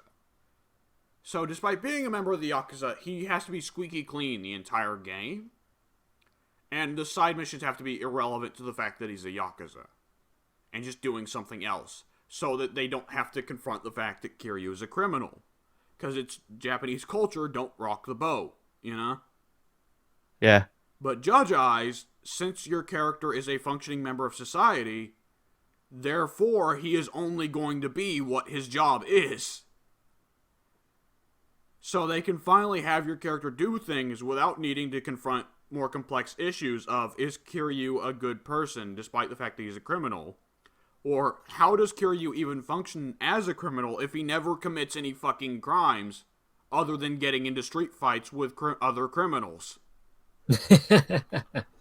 Like, past Yakuza 0, I don't imagine Kiryu even bothers to fucking, like, expecto patronum? Yes, he doesn't even use Harry Potter spells, exactly. He doesn't even extort money after 0, does he? No. Because Kiryu's blatantly like a shonen protagonist or whatever. Yeah. And shonen protagonists are not allowed to have moral ambiguities. So, Yakuza as a series ceased to be Yakuza the moment in Yakuza 0 that Kiryu got implicated for murdering that guy. Because that's the last time Kiryu ever extorts someone for money, right? Maybe. Like, after that I don't point, remember. Yakuza is no longer Yakuza. It is Street Fight Man who also is technically a member of the Yakuza despite doing nothing to be in that position. But that's why I kind of like the original Japanese title better, because the original Japanese title is Like a Dragon. But even in the fucking Japanese versions, he's still a Yakuza member. Yeah. Like Kiryu, for the love of God, like, can't he just become head of the Tojo clan and promptly disassemble the Tojo clan? He could, I think. Oh, but his dad, right. His dad would have been like, no, son. So, in the spirit of dad, he will continue to be a criminal, except not. Isn't his dad dead? Oh, yeah, fucking dead as dicks. Isn't his death what starts Yakuza 1? It may be. I don't freaking remember, dude. It's been a while since I played through. Yakuza Kiwami. Yes, but it's been a while since I played through it. Like a year. Yes. I got you into Yakuza 0 a year ago. How was your memory that bad? That's a major plot element. Like, that's a character-defining moment for Kiryu, because Kiryu's entire motivation is defined by, I was raised in the orphanage by my adopted dad, I love him, he was a big Yakuza cool guy, so I'm gonna go be a big Yakuza cool guy. Oh, my dad's fucking dead. Oh, that sucks. I honestly more remember Nishikiyama. What he does. He was pretty much the villain of Kiwami 1, yeah. Well, I wouldn't say he was the villain of Kiwami 1. The true villain was the friend who made along the way. I forget his name. I'm pretty sure the Yakuza 1 villain is infamous for the fact that you can't remember him. Freaking, like, the true Yakuza 1 villain was the, like, ex-husband of their adoptive sister. Like, genuinely. And then he and Nishiki fight, and Nishiki kills himself by freaking committing seppuku with a bomb. That's classic. That's classic Japanese stories right there. Nishiki displayed some degree of moral ambiguity. All right, time for him to kill himself. Yeah. Redemption? What's that? Either you are Hitler, in which case you get a redemption arc, or you did something slightly bad, in which case you deserve to die. Does that like go back to some values of like murder isn't so bad, but betrayal is the worst? Probably. Because Nishiki's sin is betraying Kiryu. But Japan's like, oh, well, you killed some people you thought were bad guys. Oh, that's not so bad. Oh, God. So yeah, Judge Eyes. I'm talking myself into disliking Yakuza. What am I doing? Judge Eyes has a thing that I actually do like though. Judge Eyes added a freaking Mario Party game mode. Yo! Sadly, you can't play it with other people. It's only against the AI. Well, the AI, by which I mean against the board itself, because there's no other players, only you.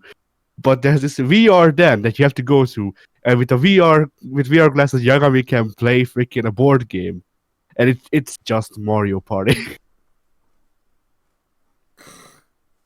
Oh, also another thing that I like, the lockpicking minigames. I actually like them. What? But I'm weird. I like lockpicking still. Because they added new lockpicking minigames. One of them is like the one from freaking Sleeping Dogs. You know, the one where you have to adjust the pins correctly? Okay, I do remember playing Sleeping Dogs. I do not. I remember there being a adjust the pins lock picking minigame. I do not remember it being in Sleeping Dogs. It was in Sleeping Dogs, I'm pretty sure. Okay. So it has that. It also has a different one that isn't as good, but it's alright. Where you have a like thin wire, and you have to move the pin, or not the pin, the like, I don't know, the parts of the lock, the freaking part you have to move to actually unlock the thing. You move it with the thin wire, and you actually have to move it with your sticks. It's alright. So yeah, overall, so far it's fine. The game is nothing really great, but it's not bad. Which, this coming from a big Yakuza fan, that's not really high praise. Yeah, I just wish I could karaoke. I just wish I could karaoke and have more freaking things to do inside missions aside from be detective man. I mean, admittedly, that is the game they sold you. Yeah. Like I like freaking true crime shit, and I like being a detective, but I don't like being a detective 24/7. I did however like the freaking Phoenix Wright game they have in it. What?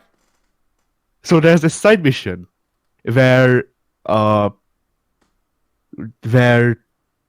one of your ex coworkers' cake is eaten, and you basically have to have a court meeting or whatever the hell it's called, like an actual hearing, as if it was in court, and they actually do Phoenix Wright poses, Of course they do.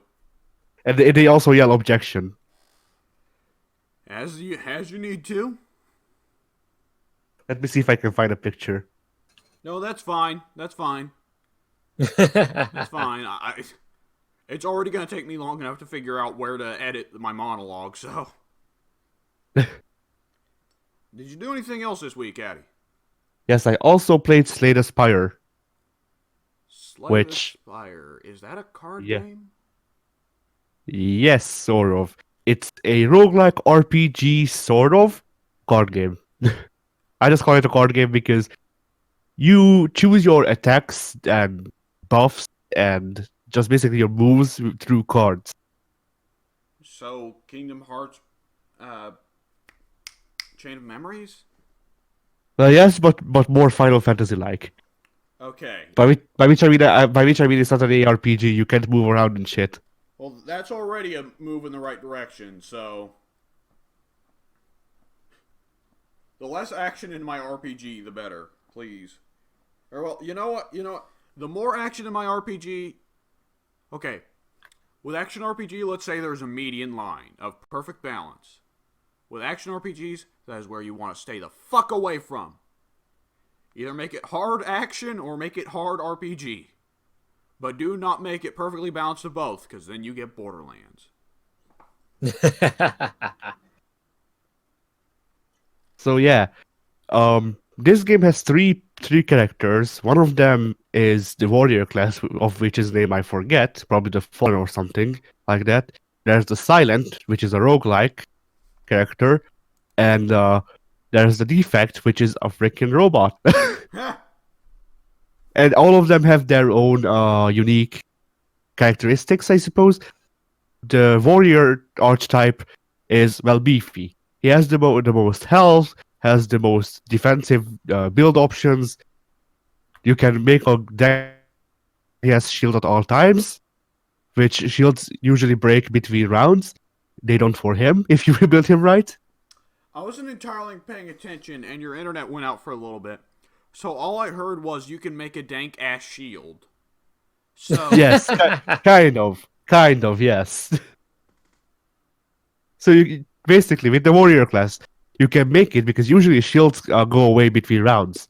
So with him, if you build the deck right and you have good luck in the fight, you can make it so the shields never go away. And you can just have a million shield so people can't kill you.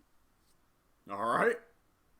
So yeah, that's the warrior archetype. The rogue archetype has poison as the sub mechanic or whatever the hell.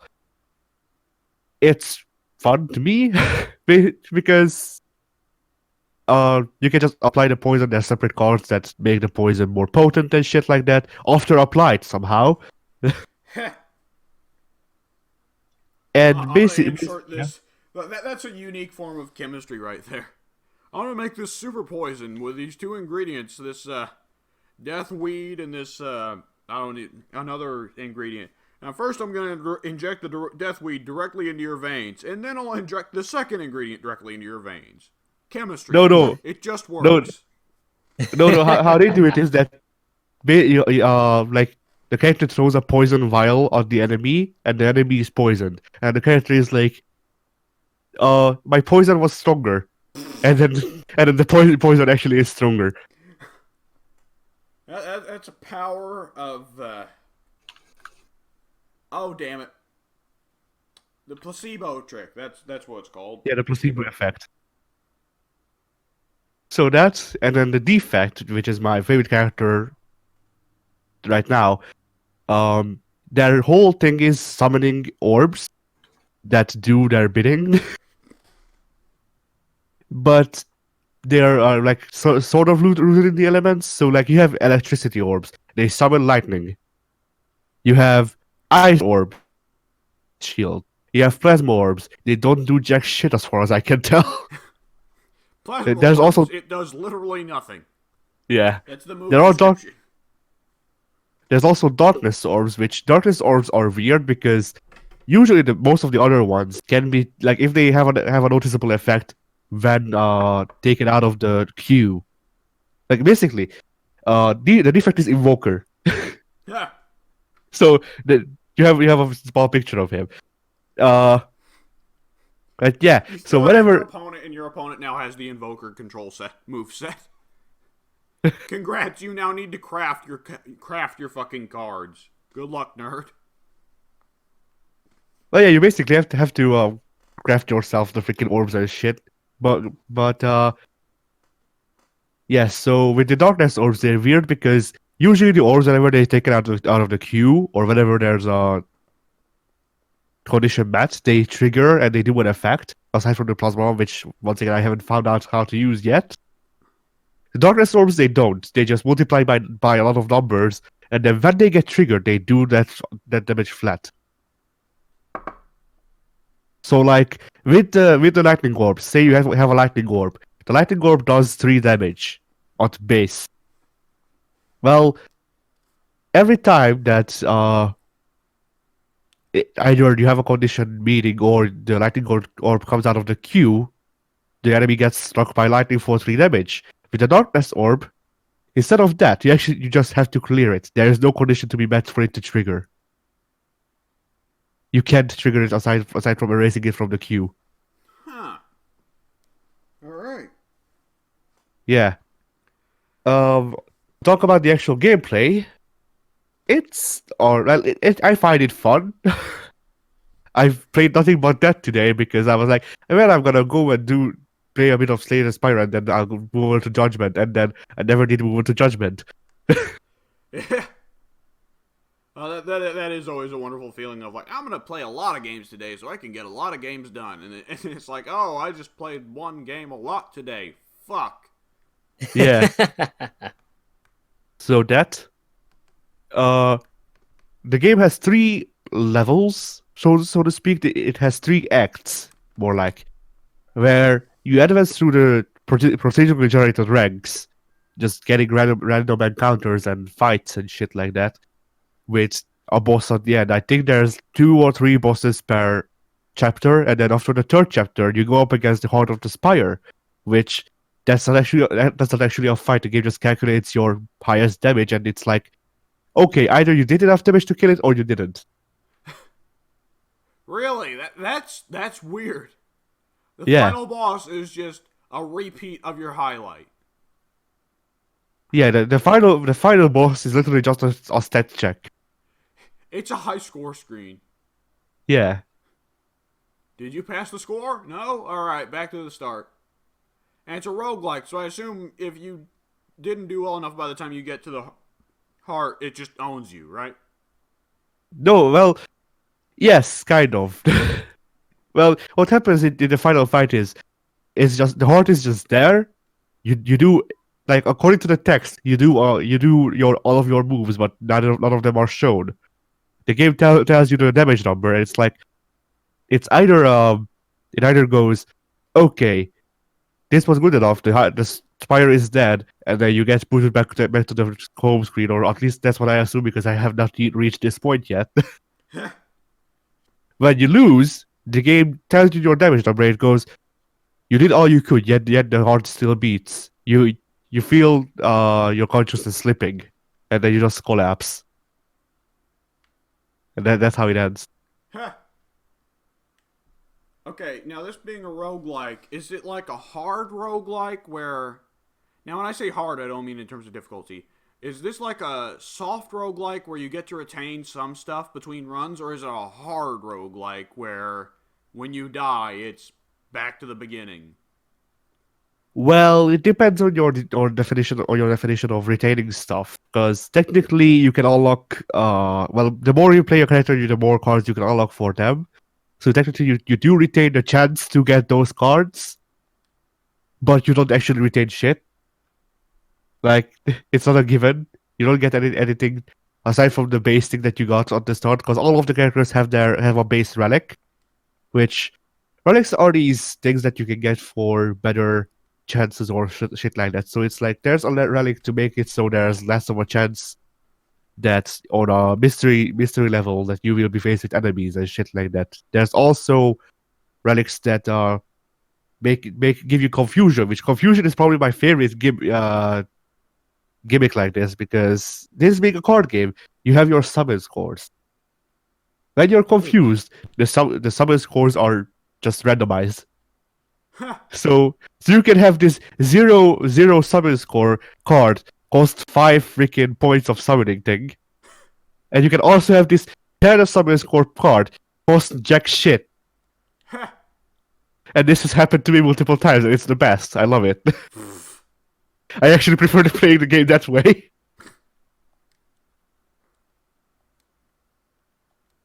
But yeah, overall, pretty good game for what it is. Like, it's not a long game. You can play if you're lucky enough and have a good run and shit like that, then you can get through it in an hour. But it's a roguelike. It takes as long as you... Your mileage may vary. Yeah. Basically.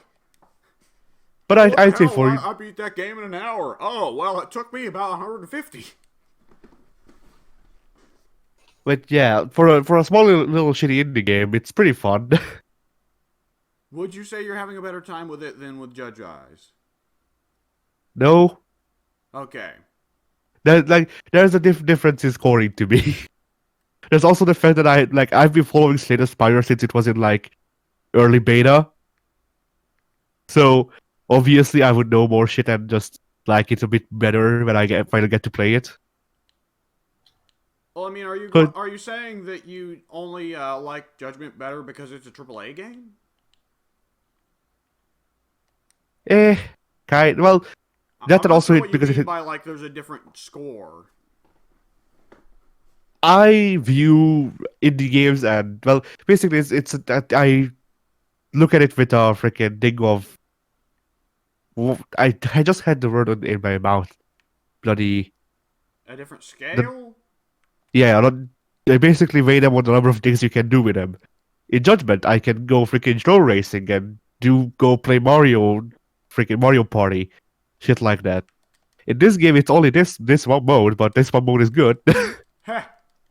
And technically, there's actually three modes because there's the standard freaking towers that you can do, which well tower that you can do. That's the base game. There's also a daily climb where yes, obviously, and you can also make your own if you're bored of the standard shit. You can just make it as easy or as hard as you want it to be. Huh. All right. And you do anything else this past week? No. You By the way, say something else? yeah, Slay the Spire is on Game Pass. Oh. I'm not in much of an RPG mood right now. Is it multiplayer? No. Oh, well. Yeah. Pink, are you in much of an RPG mood? Probably not. I'm not able to get anything done these months, so yeah. All right, fair enough. All right, well, if it's just down to me, let's see. First things first, I got the platinum in Dead Rising. Nice.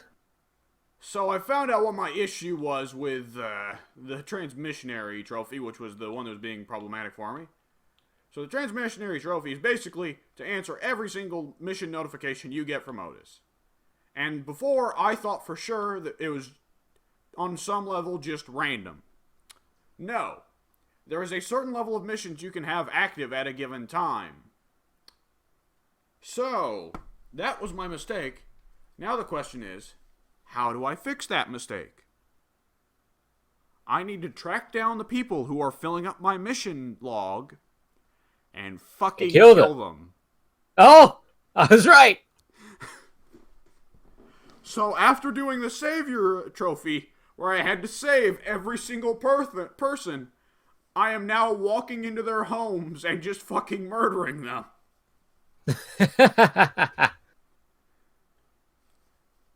There's this very delightfully dumb video that I posted on the forum of Solitude.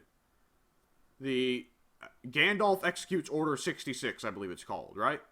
Yes. Yeah. So they just edit they edit Lord of the Rings, put together specific scenes, and add some really shitty overlays of like guns and bullets and things to make Gandalf murder the rest of the cast in Lord of the Rings.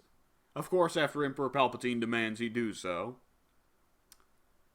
And I was reminded of it because the entire compilation is just Gandalf going to people's homes and murdering them. Gandalf just walks into the Shire, fucking executes Frodo with a deagle, launches rockets that burn the children to death. I need to watch this now. You didn't watch it? Okay, you need to watch it. You'll love it. So, and there's just this delightful, dumb feeling of Gandalf wandering across Middle-earth, murdering random people. And that's what I fucking felt like. I'm just going across this mall, like, these poor people are just dealing with zombies. I just walk into the room, whip out the Mega Buster, because I'm Frank fucking West. I get the real Mega Buster, the actual Mega Buster that Mega Man uses, and blow their heads off. And when I say blow their heads off, I don't mean like, oh, well, I get a headshot and there's a little spurt of blood. No, a fucking geyser of blood shoots out. However, this game is old enough that they didn't make models for each of the game characters for them getting decapitated. So a geyser of blood shoots out of their face.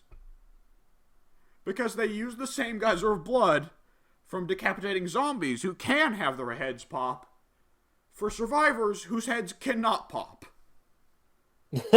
So their eyeballs, their eye sockets just shoot geysers of blood out. It's glorious.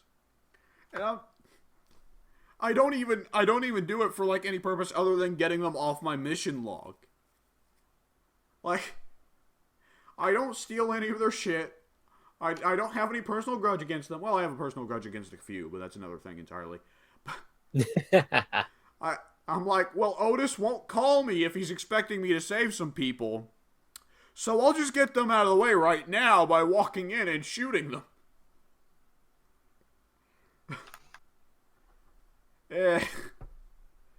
Oh, God. Alright, I watched it. The blood was quality. Yeah, that's some quality editing, isn't it? Like, the fucking shot of him just riding into the Shire and executing Frodo. That is what it felt like. Like, they're so happy to see me half the time, too. They're like, finally, my savior has arrived, and I just blow them away.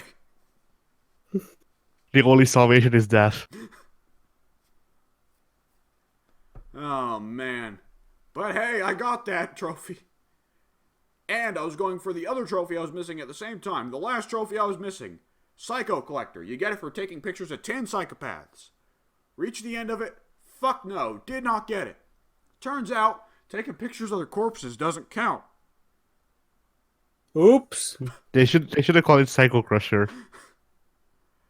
Oh, man. I wish there was a Psycho Crusher in that game. I was practicing Killer Instinct yesterday just so I'll be a little bit ready for whenever we get around to recording it. Gargos has a fucking Psycho Crusher. Oh boy. And I already liked Gargos' moveset from what I'd seen of it. Does Cinder have one? Did you check? I didn't check Cinder. You need to check Cinder. You and Alright, I will be Gargos, you will be Cinder, it will be Psycho Crusher versus Psycho Crusher. Yeah.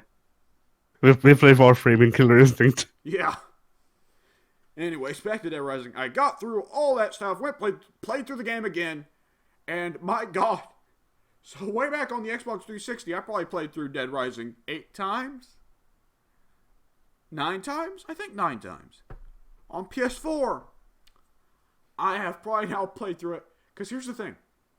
I did an additional run to check if taking pictures of their corpses was the problem. Turns out it was. So I had to do another run. So I wound up playing through Dead Rising probably an additional 6 or 7 times on PS4. So I have now played through Dead Rising 14, 15 times. Welcome to the club. To be fair, a playthrough of Dead Rising takes 6 hours. A playthrough of Assassin's Creed Brotherhood takes 50 hours. So there is a difference there, Eddie. Yeah. Just a little bit. The worst part is I'm actually considering going back and freaking 100%ing Brotherhood, but freaking Shrunken Heads. Ha! Like every time I think about it, I'm like, but the Shrunken Heads. Does it apply in cutscenes? What do you mean? The Shrunken Heads, do they apply in cutscenes? Will the characters have Shrunken Heads in the cutscenes? No, that's not the problem. I've been getting the Shrunken Heads. Oh, the Shrunken Heads are an item. Yeah. You don't remember there's 2 of them in the whole game. Hell no, I sold off most of the items as soon as I got them. Yeah, to 100% Brotherhood, you need to get all of the armor for the like chest piece of the Helmslead or whatever armor. You need to have 2 Shrunken Heads. There's 2 Shrunken Heads in the whole game. Ha! And I sold one of them in my save file that I freaking 99% of the game in. Ha! That was literally the only thing keeping me from 100%ing Brotherhood. So I proclaim that I have 100%ed it. Well, I feel like when those kinds of games where it's missable content, They should make it be the rare kind of game where you can finish it 110%. Yeah. Which, how much time did you put into Symphony of the Night when you played it? I didn't. Oh, I thought you said you had played Symphony of the Night. No. Oh. Symphony of the This- Night is... Symphony of the Night is weird because you can finish that game 200%. This doesn't remind me though to download the freaking shitty 3D Castlevania Oh, because it has parkour. Is that on Yeah. Game Pass? No, but it's free with gold. Okay, wait. Are you talking about Curse of the Moon or Curse of the Night? What? Hang on. They released a teaser game first that is Retrovania styled. It's closer to being like Castlevania 1 on the NES. It's not even as advanced as Rondo, believe it or not. I'm in the process of freaking finding out which one it is, but I feel like it's the one that ripped off everything. Lords of Shadow, yes, it is. Lords of Shadow, I think, is definitely the classic Vania one. Let's see. Does this have pictures? Yes, this is the one that I played. It's basically God of War.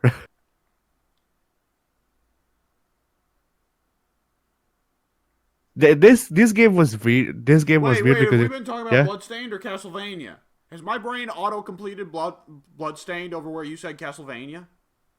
Probably. Okay, if you've been talking about Castlevania Lords of Shadow... Oh, I'm dumb. I'm real dumb.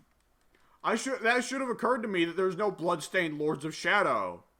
When you said that, I was really confused. I was like, Bloodstained Lords of Shadow? That's not it. Okay, I guess I'm wrong. No, yeah, Castlevania Lords of Shadow is a blatant, Castlevania Lords of Shadow is a very blatant God of War ripoff with a boss fight that is very infamous for being a Shadow of the Colossus ripoff. Which, I mean, I guess if you're going to rip off any boss fight, Shadow of the Colossus isn't a bad one. Yeah. Yeah. Anyways, so you're downloading Lords of Shadow? Yeah. Yeah, you get back to me on that. I won't take that risk. I mean, I'll just because it has parkour. I played the demo, dude.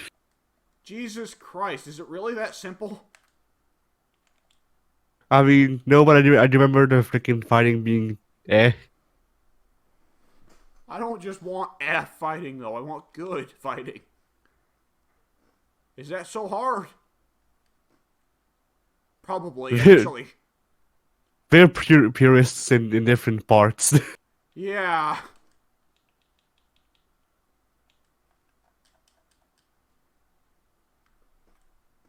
And then you also have to consider that it's ripping off freaking God of War, and God of War didn't have better than fighting either. That's true. I mean, does Lords of Shadow have combo videos on YouTube? I don't know. Never checked. Generally speaking, I consider that a good sign for a game's combat system if there are combo videos showing off the game, you know? If it allows yes. people to do over-the-top shit. Yes, Dong Dong Never Die, my favorite fighting game. Dude, why do you bring this... You do not dishonor Dong Dong Never Die in this dojo. It's supposed to actually be a really good fighting game, isn't it? I don't freaking know. It's got Optimus Prime! How can it not be a good fighting game? It also has rap from Vine Sauce. Oh man, and the fucking Terminator's there too, I guess. I guess so. Oh, we're leaving Pink out entirely on what the hell a Dong Dong Never Die is. Yeah. I'm also downloading Forza Motorsport 6 for the fun gameplay that we'll have with it. Ah, you fool! Something cummies with how I spoke just then. Anyways, is it still my turn? Is it my turn to talk? Oh yeah, I was talking about Dead Rising, wasn't I? I think so. Yeah, so I got the Dead Rising Platinum trophy. I uninstalled the game. Woo! I celebrate Victory! I celebrate my victory by uninstalling the game. I beat you. Get out of this place. You are no longer permitted on these grounds.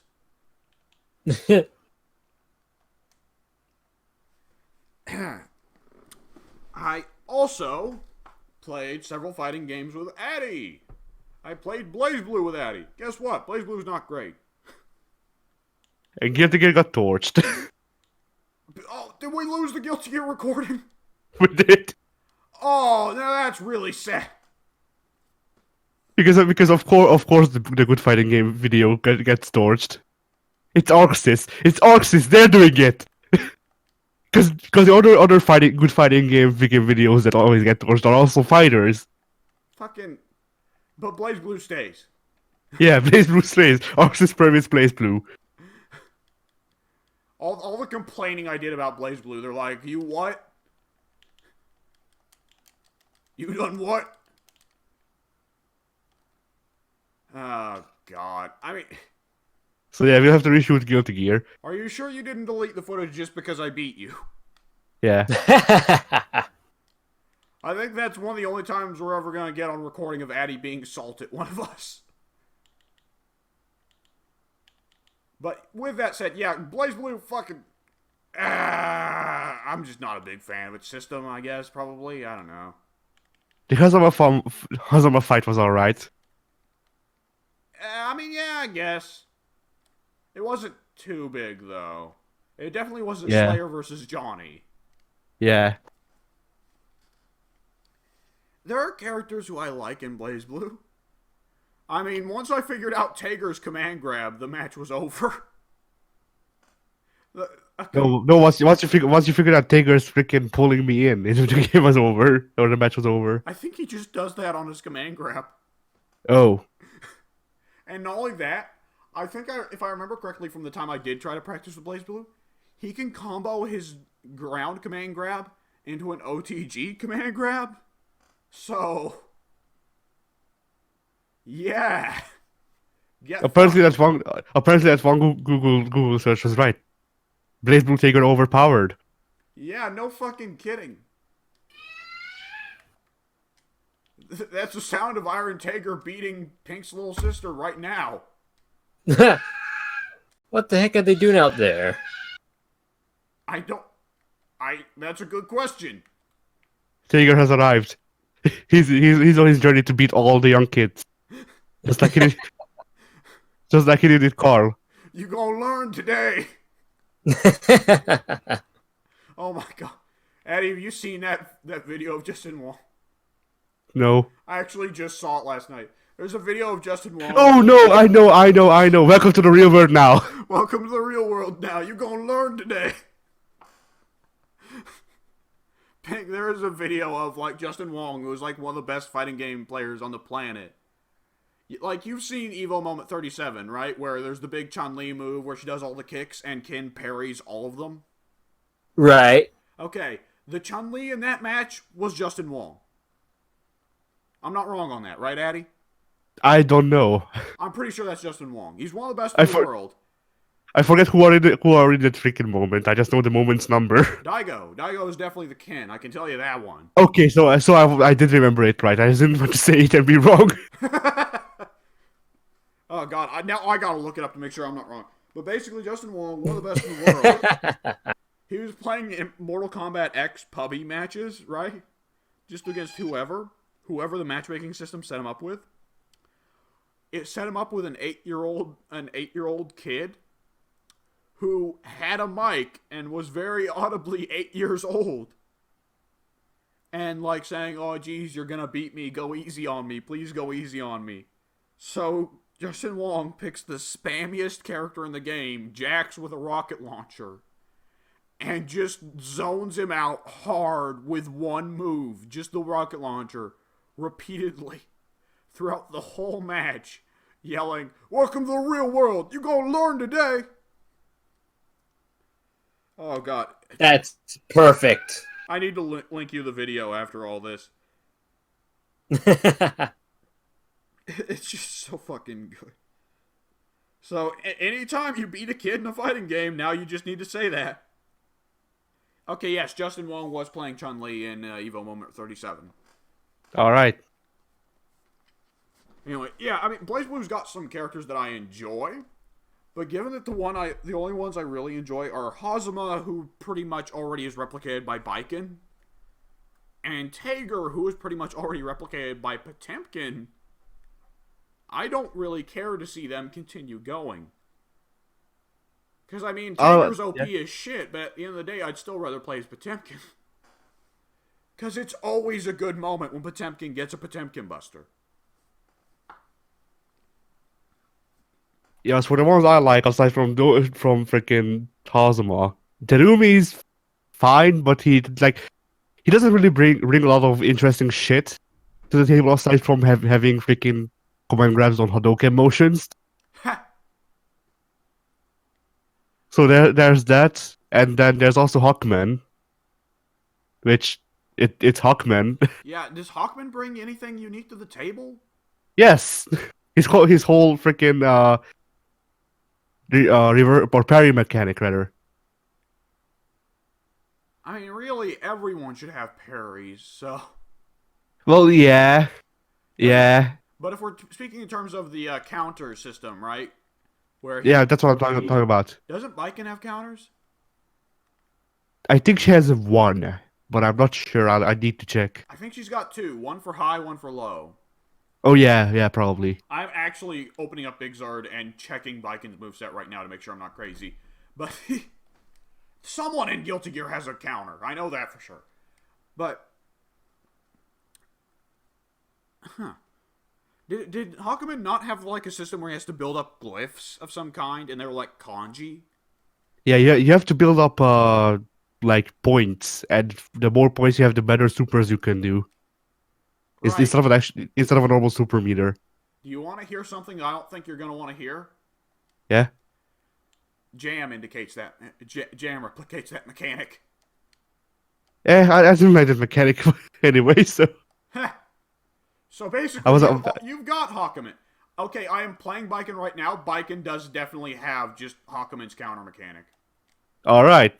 If you just press both of the slash buttons, then she will either counter high or counter low, depending on whether you're standing or crouching. Alright, there's that. Yeah. So don't bother with playing Hakumen. Just play Baiken. But yeah. Baiken is Hazuma plus Hakumen. She is your character. Yeah. Baiken is everyone's character. She is a main for me, so obviously. Why it took them so long to bring Baiken into Revelator into Exert is beyond me. Who knows? Baiken is the best. As you can tell, I looked on the Guilty Gear subreddit yesterday, and 70% of the content there is blatantly just like fan service porn of Baiken. Yeah. Oh man.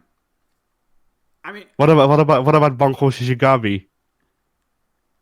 Bunghole Shishigami. I mean, repeating that joke though, it's gonna be on the recording anyways. I can't remember any of the jokes we made during the Guilty Gear recording to repeat now. We didn't. We didn't make jokes during the Guilty Gear recording. It was just play. Yeah. Admittedly, we don't make too many hot jokes when we play Siege either. Yeah. There are some games we actually try to be good at, and then it's an entirely different channel. Now, whether or not we actually are good, that's a different question. So really, what we need to do is just whenever we play Guilty Gear, we need to always bring up how Johnny is actually Johnny Bravo.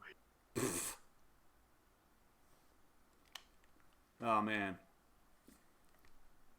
His glorious abs shine with the freaking brightness of 1,000 suns. Johnny's abs are pretty great. What always gets me is I don't know what the name of that muscular structure there is, but that thing he's got coming up from his the muscles along the hips, you know? Yeah. Like they're massive. Yeah, they are. He has childbearing and making hips. Yeah. At the same time. You know, honestly, I'm not gonna lie. As much as Johnny loves to brag about him being hot, at this point, I kind of just want them to reveal that he's asexual. I mean, let's be honest. They need to do something. I'd love that. I'd love that.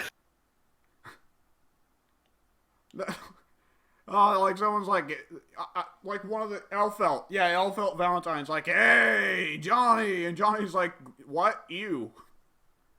He's already kind of like that. Oh. Like if you beat Alfeld with Johnny, he goes something like, you know, I know you want to get married, but maybe you should slow down a bit. To be fair, Johnny's already kind of the wise man too, so that fits a bit more. Yeah. The wild thing about Johnny is like he's big Mr. Young, handsome, but I'm pretty sure like Johnny's 1,000 years old. Well, yeah, that, but also most of these characters are supposed to be based off musical acts because you know it's Ishwatari, Ishwatari, I think. Yeah. Ishwatari. Daisuke. I just call him Daisuke. Yeah, Daisuke, that works.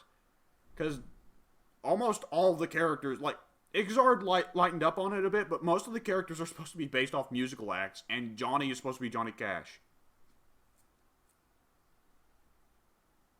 So, yeah, if you want to have your Johnny Cash character, yeah, you probably are going to make him a wise man. Yeah. I love how we have to talk Blaze Blue and we immediately try to segue it into Guilty Gear. Yeah. We just need to talk about something better. Yeah. Even Blaze Blue itself is telling you to play Guilty Gear. Yeah. I actually don't think that's gonna be in the recording, because I couldn't find it, even though I remember clearly still recording during that part. So that was nice. It would have been like at the ass end of when we were, like when my internet started going out, it would be at the ass end of the first recording. Yeah. I'll need to check. But yeah, Blaze Blue, I mean, I want the series to end after Central Fiction, just because I want Arxis to work on other things. Which is selfish, absolutely. Namely Guilty Gear. Yeah, Guilty Gear's good, but I want Persona 5 Arena. I really want Persona 5 Arena. Like, you don't understand, like, I know BB Tag exists, but you don't understand how bad I've been jonesing for Kanji. Kanji is one of my favorite fighting game characters ever implemented, and he's only in, like, 2 games. Because there are only 2 Persona Arena games. And I know you just want to play, I don't know, who would you play? It would be someone off the Persona 5 cast. Yeah, Yusuke. Yusuke would work. He'd just have a... Well, Yusuke would be freaking Ishida. Yeah, Yusuke would be Ishida. Or not Ishida, freaking Johnny, yeah. Johnny or with Ishida. an AK. Hell yes. You do the motion for the freaking coin toss, he pulls out an AK. Oh god, you're just mixing Johnny and Elfel. Oh boy. I don't know how the Persona 3 and Persona 4 cast could possibly deal with the Persona 5 cast. Because everyone on the Persona 5 cast has guns. Yeah. Like, I'm just imagining the Persona 4 protagonist doing, like, katas with his big-ass katana. And then Joker does, like, Indiana Jones. He just pulls out the pistol and shoots him. Walks away. Oh, man. Oh, God, though. If they did do a Persona 5 Arena, though, my... Kanji may be my main man, but he'd have some serious competition from Makoto. I just tried to loop it back to Blaze Blue, and again we just led it into other Arxis if games. like I kind of want them if they were to do a Persona 5 Arena to add in joke characters so we could have shit like freaking boss. Okay. For Persona 4 Arena, Arxis asked damn it. Atlas asked Atlas if they could make Dojima a character and his persona would be Nanako.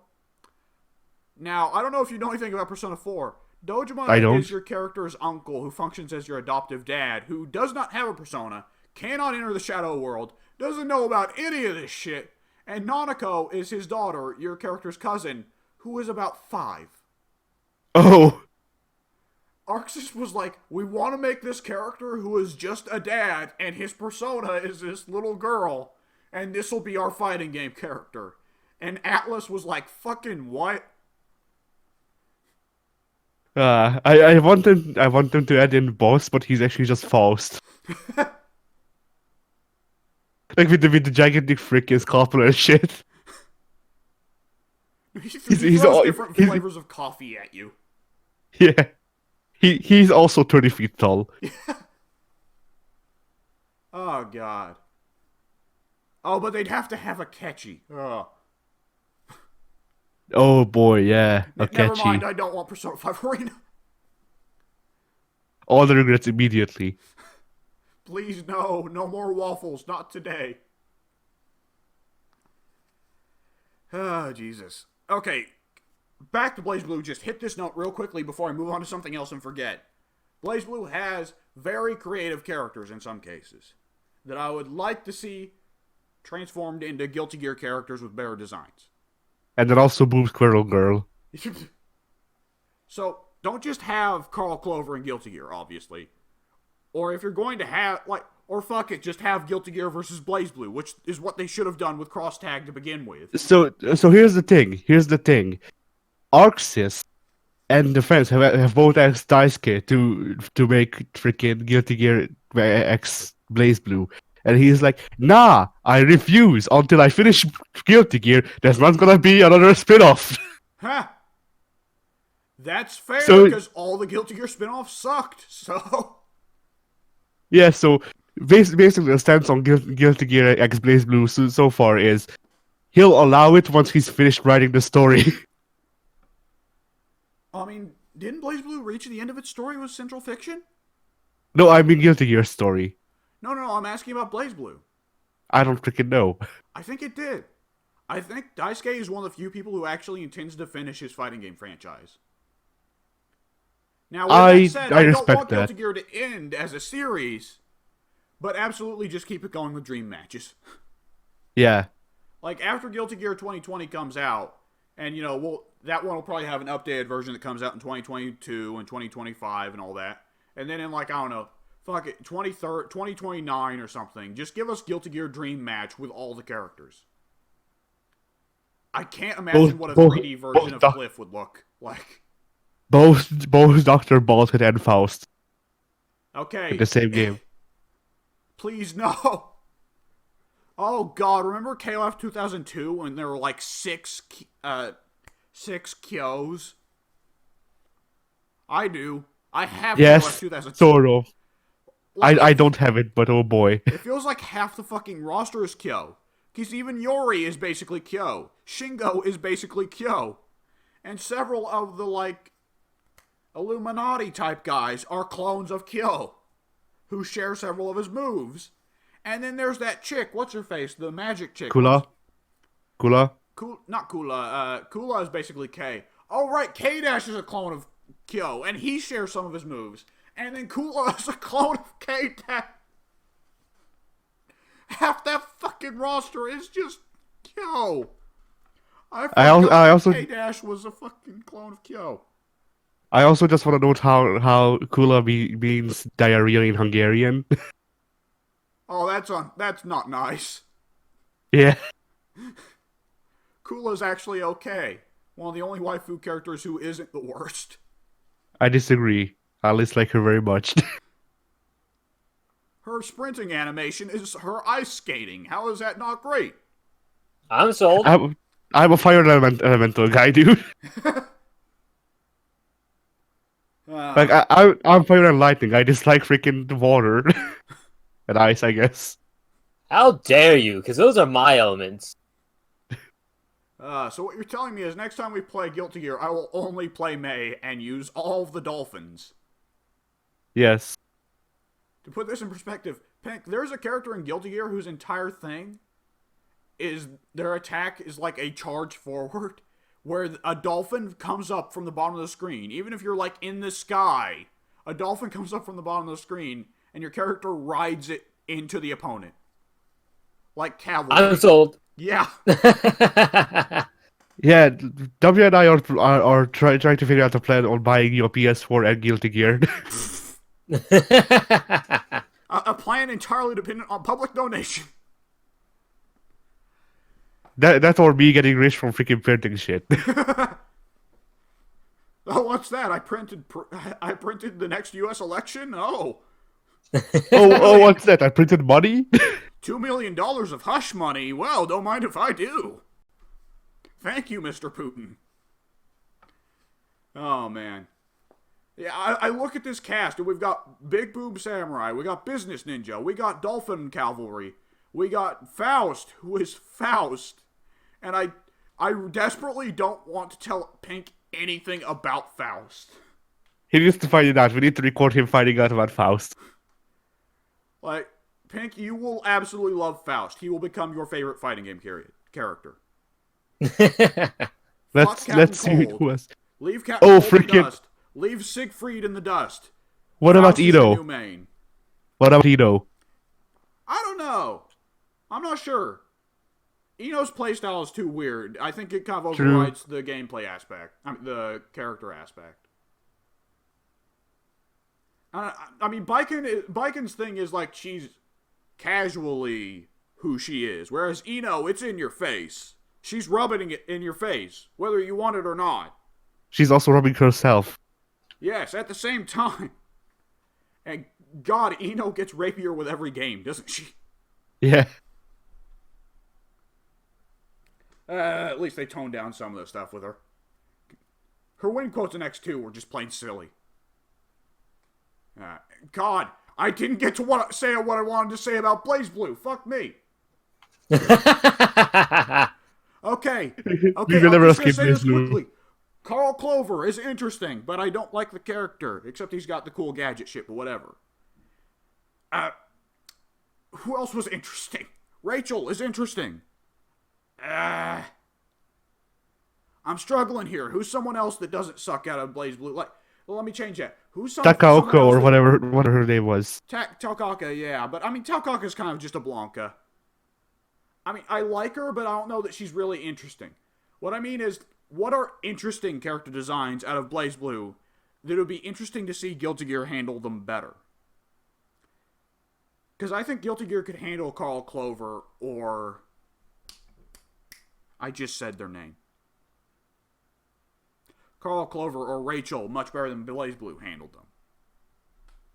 There's another big weirdo on the cast, but I can't remember who. Well, that's the last time we'll ever talk about BlazBlue, ever. Done. If you're a BlazBlue fan, don't watch any more podcasts, ever. Not even other people's podcasts. Just ours. I think I said the opposite of the joke I was aiming for there. My brain screwed up the words. But you know what? Just ignore it. Yeah, the joke's better that way if I flub it. Just hardcore.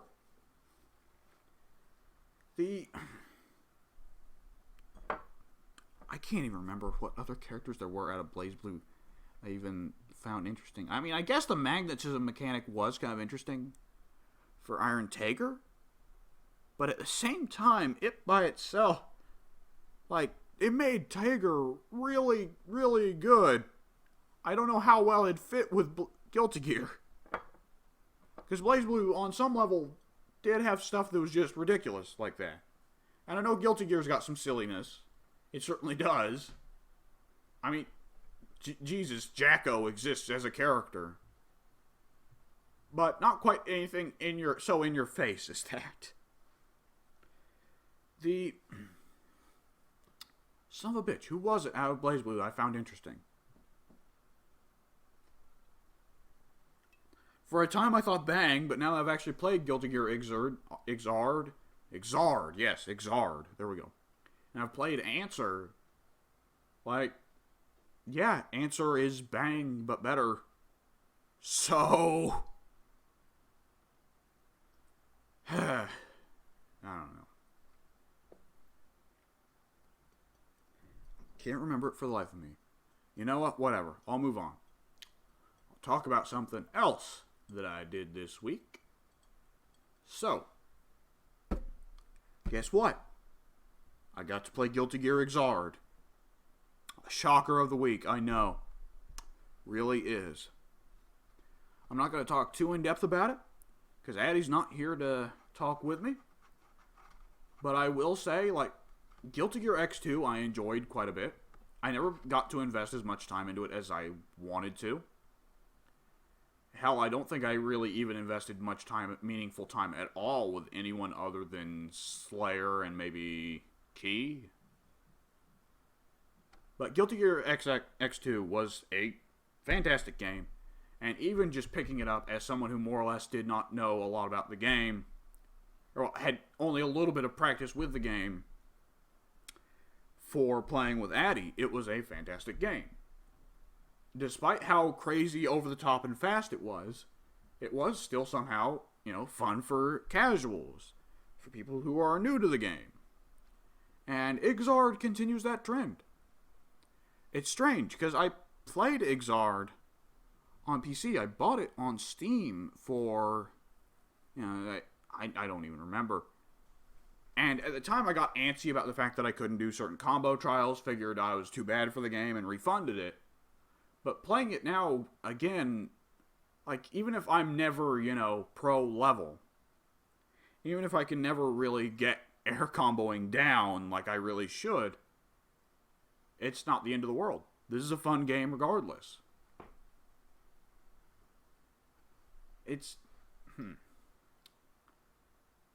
I mean, part of the thing here is, like, this Ixard came 10 years after X2. A long-ass time.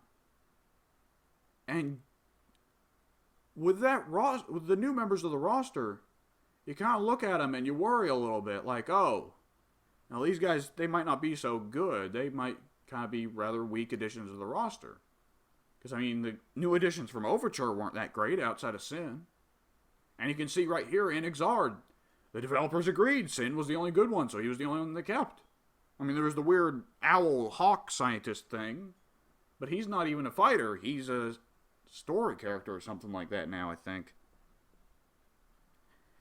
The new roster is actually pretty good. I would say there are some weaker entries. Ramlethal's not great. She's kind of there. But I mean, she represents something new.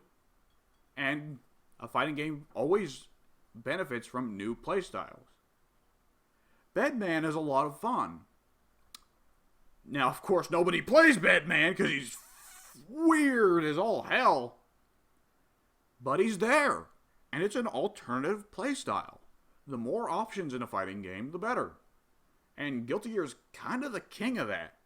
Even within one character's moveset, there are going to be plenty of options for dealing with situations.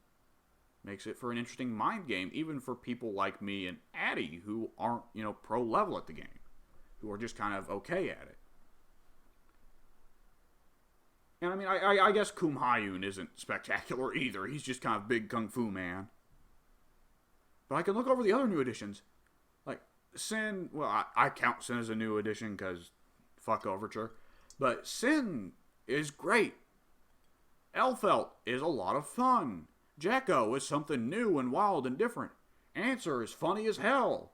Leo Whitefang, I think his last name is. I keep wanting to call him Leo Valentine. Anyways, Leo Whitefang is, he's a different kind of... Well, he's not a different kind of character. He's actually very prototypical for a fighting game character. But his actual character, who he is, his personality is a lot of fun. This big crazy ego he has. And the ways they've implemented, the older characters... Like, they feel very true to the spirit of X2 while still feeling modernized. They're nice and crisp to control, and they generally have fairly easy to pick up movesets, with a couple exceptions, looking at you, Zato. Oh, I hate Zato. I look at the Ixard character screen right in front of me. Zato is the only one I dislike. Everyone else on the roster I'm fine with. Zato, fuck him. Time to take another drink of the mineral water while I wait for the internet to come back on. Joy of joys.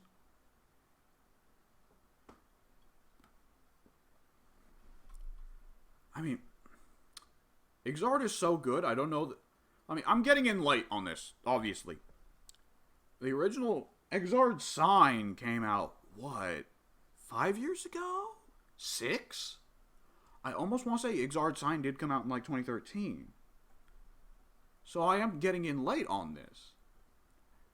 But I don't know that I feel entirely ready to get ready, to play Guilty Gear 2020 yet. I'm sure by the time it comes out, I'll probably be fine with it. But I mean, what are they going to do for the new roster? We've already seen one new character. Which one new character means there's going to be more. And that one new character looks very entertaining. He looks like he's going to have some cool-ass samurai shit. I'm curious what he'll do different. Because he looks like, a regular badass samurai. The game already has a regular badass samurai. It has Baiken. I'm more interested in checking out what kind of weirdos it has. With that said, the samurai character absolutely looks cool. From a character perspective, he seems like a good addition. From a gameplay perspective, who knows? Maybe he is a weirdo, maybe he isn't. He doesn't look like he'll be a weirdo, but he could be a weirdo. I could be wrong. But yeah, I won't talk much about Ixard. Other than that, I did put in a little bit of time going back to For Honor. Because I wanted to check, for one thing, I wanted to check out the new characters that I'd missed out on. I wanted to check out Jormungandr and big samurai axe dude whose name escapes me. And I wanted to check out the changes they'd made to Raider, because Addy's talked a lot about how Raider has suddenly been made very, very OP. And yeah, turns out, all you need to make a character OP, speed up them lights. That's pretty much all they did. I think they made it where he has super armor on his heavies, I want to say. Which is definitely a big change, especially considering, it's fucking Raider. He's going to be using and abusing those heavies as much as he can. But just speeding up his lights makes him already an absurdly good character. Like, his lights are almost Orochi levels of good. I guess if the desired meta by the devs is just light spam, then yeah, that's the direction to go. Other than that, I'm not entirely sure what makes him too OP. I mean, obviously the quick lights, like I said, that's enough to make him man OP, but it doesn't feel like the rest of his kit is, like, it still feels like the rest of his kit is still weird. I don't know. The Jormungandr and the Hitokiri, which I just now remembered his name, woohoo. Yeah, they're characters. The Hitokiri definitely seem to have the problem of relying on those unblockables a lot. Which, coming from a Raider main, a classic Raider main, I'm one to complain. But that seems like it would be a problem for that character. The Jormungandr seems like a better handled version of good old Roman man. What's his fucking name? Oh yeah, I'm just blowing it up without Addy here to provide the better information. Cutscene man. We'll call him Cutscene man, but it's the Roman character with a short sword. If you know For Honor, you know who I'm talking about. If you don't know For Honor, I'm sorry. Just giving you the highest quality podcast right here. While I still am too cheap to look into what is causing these delightful internet problems with my PC. Jormungandr is a definitely better handled version of the Cutscene man. Partially just because it doesn't seem like she can just combo you into oblivion off a single mistake. Now, with that said, I'm not a huge For Honor pro, and I was never very good at dodging, so by all means, that character may just be a gimmick. In which case, yeah, I'm a fool for falling for it so often. And of course, the fact that he can cancel is heavy. Meanwhile...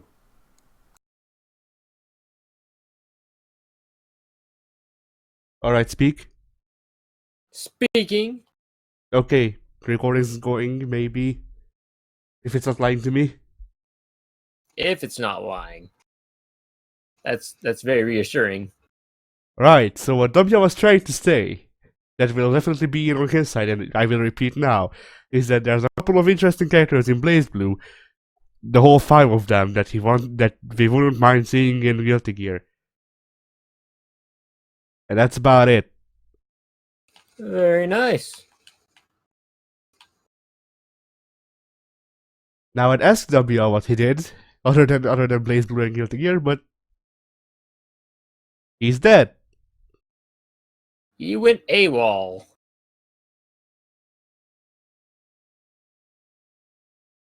And Alex said, "Nothing, you idiots. Alex is dead. He's locked in my basement."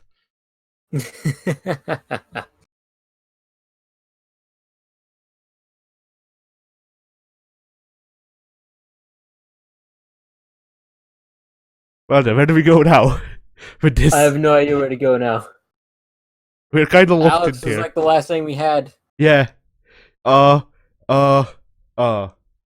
If like, I have one picture to post, but if you don't know what timestamp, But we already have so much to edit. We can't so hey, shovel this together in a video I and guess expect to have pictures on it on top of all of that. I'll talk about freaking For Honor because I did that as well, but I forgot.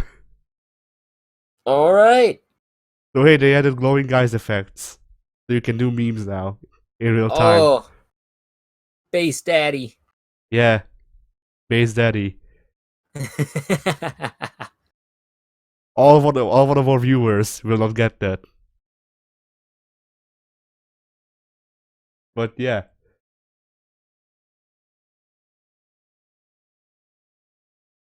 Jormungandr is probably shit against people. Because he's slow as shit because he's a heavy. Oh man. But also he's Centurion. And just Centurion. Basically. Only instead of the cutscene just being, him grabbing you all over the place and you can't actually move. You can move but it does nothing. Right. Like technically yes, you can hit your Jormungandr and it does a little bit of damage, but hyper armor.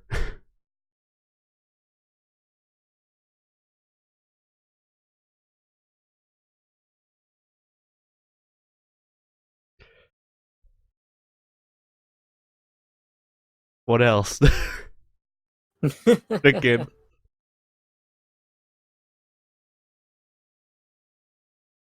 Like, it's not even me holding hostage the podcast now. It's WS internet.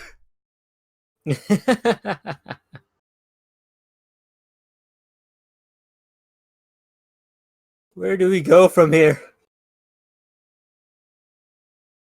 We go to the greatest depths of hell, to Tatooine. Yeah, makes sense. We're off to find Obi-Wan. Yeah.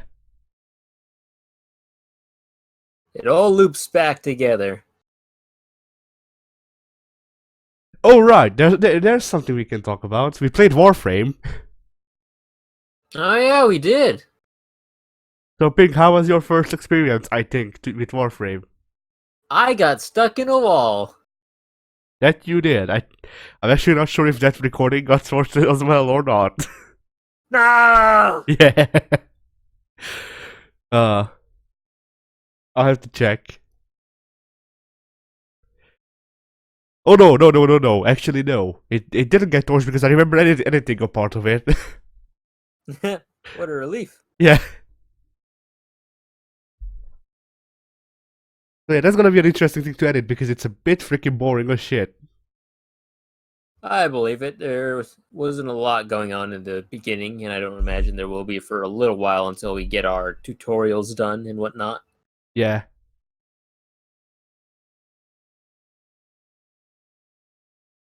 And the issue is that you two have to advance on your own because you can't do shit together. But then also you don't have time, and W forgets. Yep.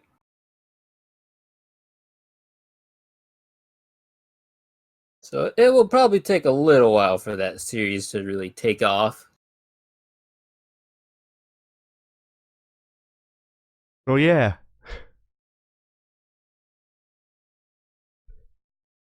Do you want to download Bomberman R and just do the Bomberman Championships again while you wait for W? I It's funny, might yeah. already have that one. Was that on gold? Yes, I just don't have it downloaded. Did you not delete it? I might have it already downloaded and on my. Yeah, I've got it. Alright. It's already in my library. I Alright. was prepared. I'll go and download it now. So yeah, to the viewers of the podcast and I guess now gameplay video, the Bomberman Championships is a thing that we do with Pink whenever W is unavailable and we have to wait for him for a while. And I forget how to access all of the games. There we go. What's it called, Pink? What's the full name? Because I can't seem to finding it. Super Bomberman R. Ah. Yes, that would be why. Here it is.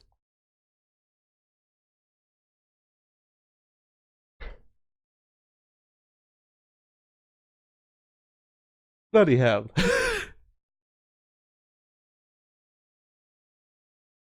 It's like the thing that sucks most is this is a podcast. I can't edit this out because I'm not the one editing.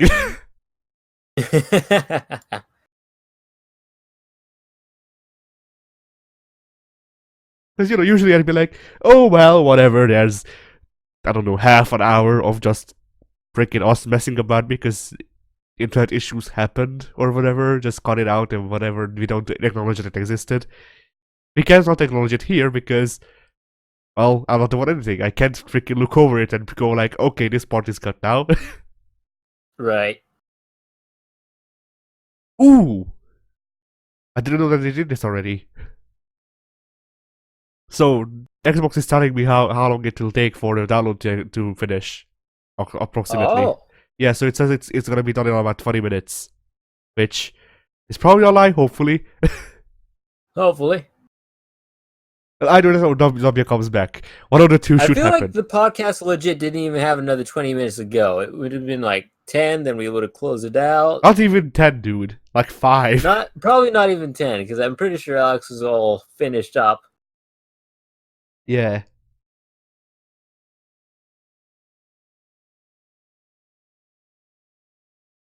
We've been going for 8 minutes again. That's a good blackout. Ah, boy. It's like, on one hand, I would like to just say, oh yeah, we can call that a podcast. On the other, we kind of need Alex here in order to be able to call it a podcast. Yeah, because then who knows when he'll see us freaking telling him to stop the recording. Right. Something really bad must have happened because usually he's not absent for this long. A Wookiee ate his modem. How to shut his PC first.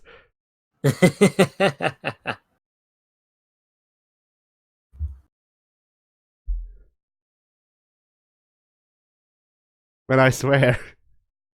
You need a topic, Pink. Quickly, come up with one. I've been playing Civilization 6. There we go. Talk about Civilization 6. Yeah. I did I'm doing currently a match with the quote-unquote true start locations for every civilization. So it's your quote-unquote standard Earth. It's moderately identical to the actual Earth, but not really, because everything's much smaller in scale. I see. And all the civilizations are randomized, and I'm playing as Australia. And everything's going good. Australia is a hub of culture and science, and it's doing very well. I've expanded just a little bit onto other continents. I've got probably 2 settlements in Asia and one no, I actually don't have one over there. But I've started moving over to North America, and it's been giving me some very big problems because at the stage of the game that I'm getting to North America in like the Renaissance era, and since nobody spawned as a North American civilization or a South American civilization, the Americas are completely barren of other players, other civilizations. So it's completely overrun with barbarians. Oh, And so I'm trying to settle in the Americas while also simultaneously trying to fight off all these barbarians that have taken over the Americas and are not fond of visitors. so it's true to real life, is what you're saying. Kind of, kind of. It's like I'm working on getting my musketmen out there, but production is very slow because the settlements are just starting up. I could start building some units down in Australia and then shipping them over from there, but that could still take a while. And all that good shit. So I'm as much of an amateur now as I was then. Take a If while. not more so. Here we go. All right, hey, Hey, he's back! Finally. I talked a lot about Guilty Gear Xrd and For Honor. All right. Nice. We actually talked about For Honor as well. Yes, Oh, we did. oh Christ! Yeah, let me just go ahead and fucking throw up when this happened, when the call came back on. All right, I have also stopped my second recording. All right. Oh man. When we started this tiny podcast, I was like, "Oh, finally, one that's gonna be a quick edit." And then this tiny podcast turned into probably the most intensive but editing project but every- ever. But everything changed when the Rat Nation attacked. Yeah.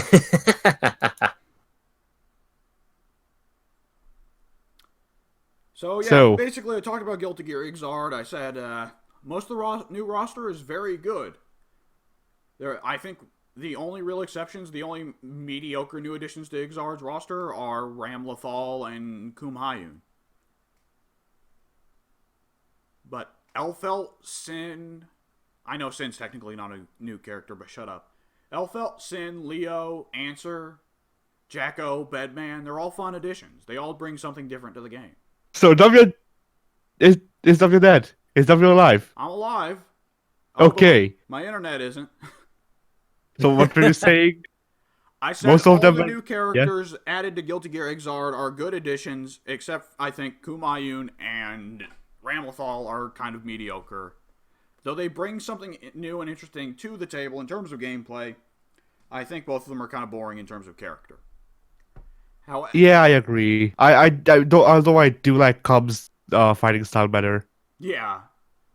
But as for the other new additions like Elfelt, Raven, Sin, Leo, Answer, I'm looking over the roster screen as we speak. Raven. Bedman, I said Raven. Bedman. You said Raven? Alright. And Jacko are all fun new additions to the series, both in terms of playstyle and in terms of character. Yeah. They did really well on that front. I'm curious how Guilty Gear 2020 will handle its new roster. Because we've already seen the new samurai guy. But the thing is, Oh yeah, we did. he's a samurai dude. But that's With 2 swords. with 2 swords. But his look is very conventional. So I wonder if gameplay-wise he will be a weirdo, or if he'll be very conventional. Because, I mean, Kumayun and Leo Whitefang are pretty much the only two on the new roster of Xrd that look conventional. And, yeah, they both kind of do pretty traditional stuff in fighting games. I mean, Leo Whitefang is just Guile with more mix-ups, so... Leo Whitefang is the mashup. The bottom Mashup mash character. Yeah, he loves mashing up, Smash Mouth with the drowning pool and all kinds of things. I'm trying to do. Yeah. I'm trying to fill Addy's slot as the dank memer here, and it's not working. This is outside my field of expertise.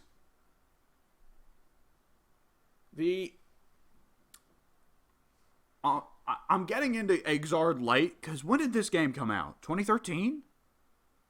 Original Exort, I have no idea.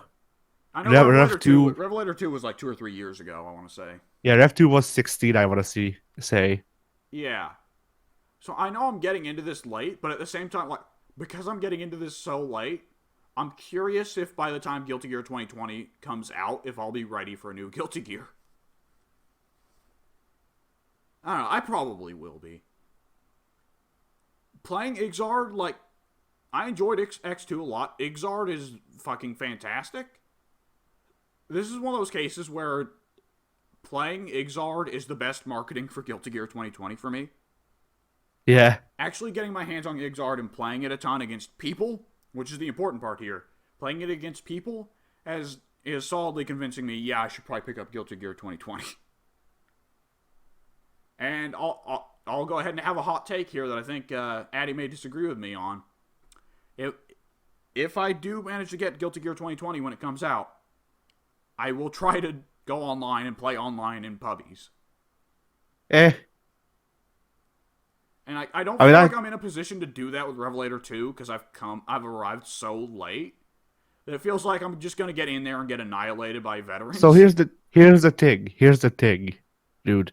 Because on the Guilty Gear Reddit, there's actually a thing that a lot of newbies say, but according to people who are supposed to be veterans, there is no such thing as getting too annihilated immediately because the game has a pretty good ranking system and MMR and shit like that. So if you're new, then it will try to find somebody who's also new and close to you. Oh, all right. Yeah. I don't know because I haven't tried yet because freaking anxiety disorder rocks. But I'm pretty sure disorder, round 1, let's rock. Yeah. And I'm pretty sure that's what's keeping me from playing against freaking randos. But I think you're worried you're gonna get matched up against low tier god. Oh man, I watched a little like video documentary on low tier god the other day. That is a unique person right there. Whew. I have not looked into them yet, so I can't comment. Really, all you need to do to get the full picture of them is just look up low tier god versus Broly legs. It's the DSP levels. Oh, imagine DSP if DSP never stopped his pro fighting game career. What? Imagine DSP if DSP had never stopped his pro fighting game career. Oh boy. Nice. Which, I see. That was a fucking revelation for me. That what got DSP's fame started was that he won Street Fighter 2 at EVO one year. But it wasn't the version of Street Fighter 2 that is considered the best. I think DSP is estimated to have actually won Street Fighter 2 at EVO that year because most of the top Street Fighter 2 players quit out of protest. Pink, do you know who DSP is? I've definitely heard of him. Yeah, he's the Let's Player who is infamous for his shitness. Yes. Both as a gamer and a commentator. And he's very famous for blaming the game for everything bad that happens to him. Yeah, you know that kind of person that when they lose in a game, they're like, oh, fucking controls don't work. And they throw the controller. Yep. Yeah, that's DSP personified. That's DSP's persona. Okay, here, you know what? Low tier god is DSP, but worse. Because DSP is, like, casually prejudiced. Casually racist in a number of ways. LTG is vocally prejudiced. Oh boy. Oh, yeah. Oh, it gets hard. He goes hard on it. He's racist against his own race. It's incredible to witness. The man's a moving train wreck. Which, I mean, yeah, that's DSP, so... It's like if a train wreck never stopped rolling, you know? It just keeps going. And you're like, clearly the train wreck must stop somewhere, but it doesn't. That's just an infinity of trade. Oh, man. Now to move on to a fighting game that Pink actually can talk about some. Hey, Pink, do you enjoy being on our podcast? Oh, yes, I do. I played... Oh, yeah. This actually reminds me. Sorry for cutting you off. But freaking Judgment comes with Virtua Fighter 5 Final Showdown. So... Just like Yakuza 6? Yeah. Well, I mean, that would be great if I didn't technically already have Yakuza 6 Virtual Final Showdown.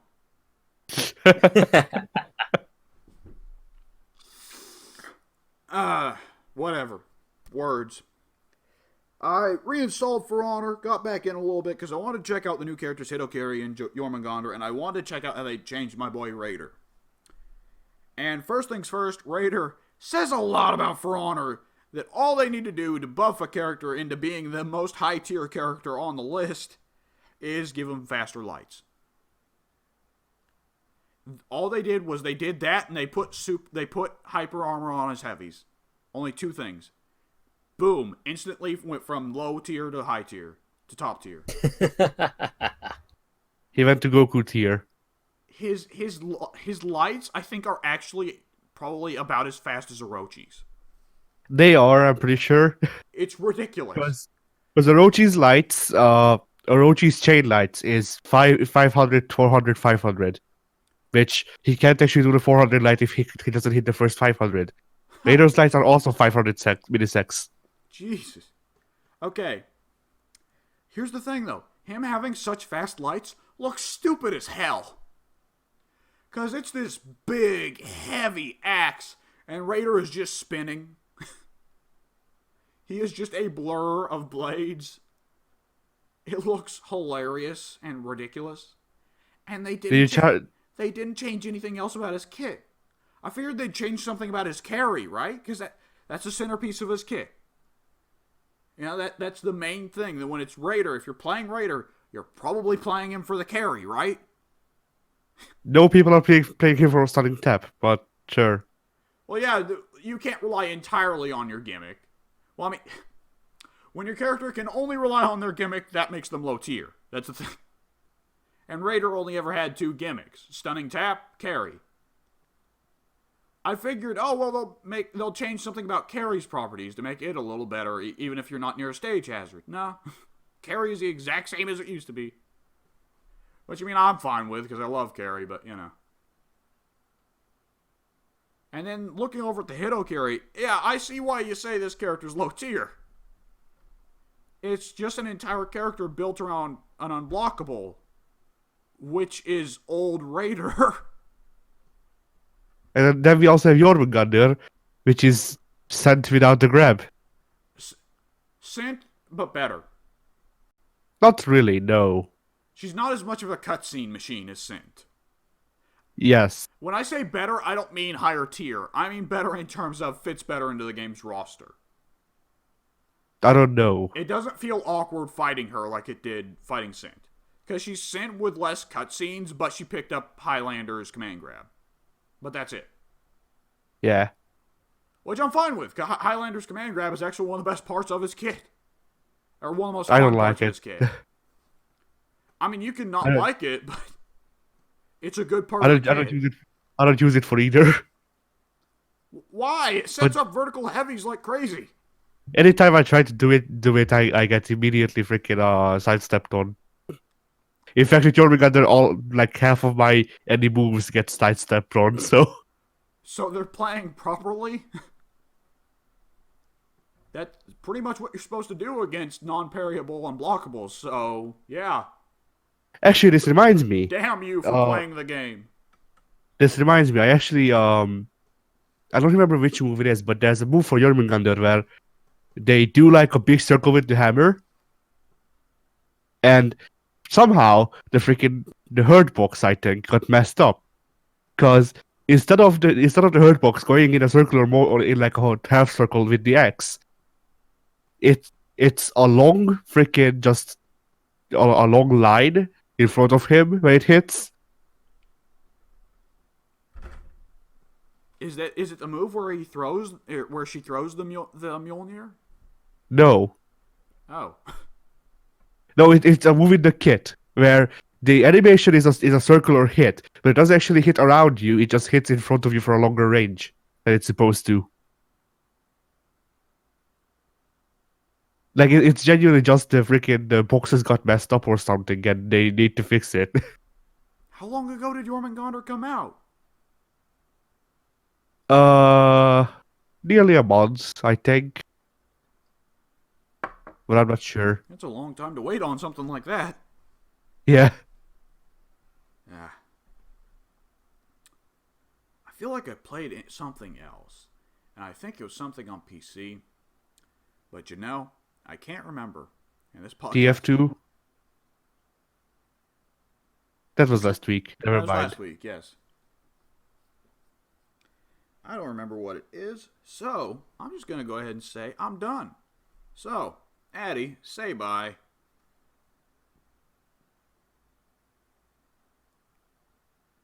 Johnny sucks. You'll never catch me alive.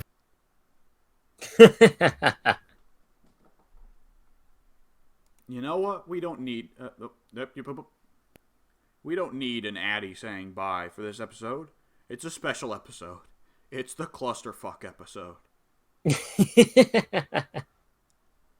And folks, we will Bye. see you later.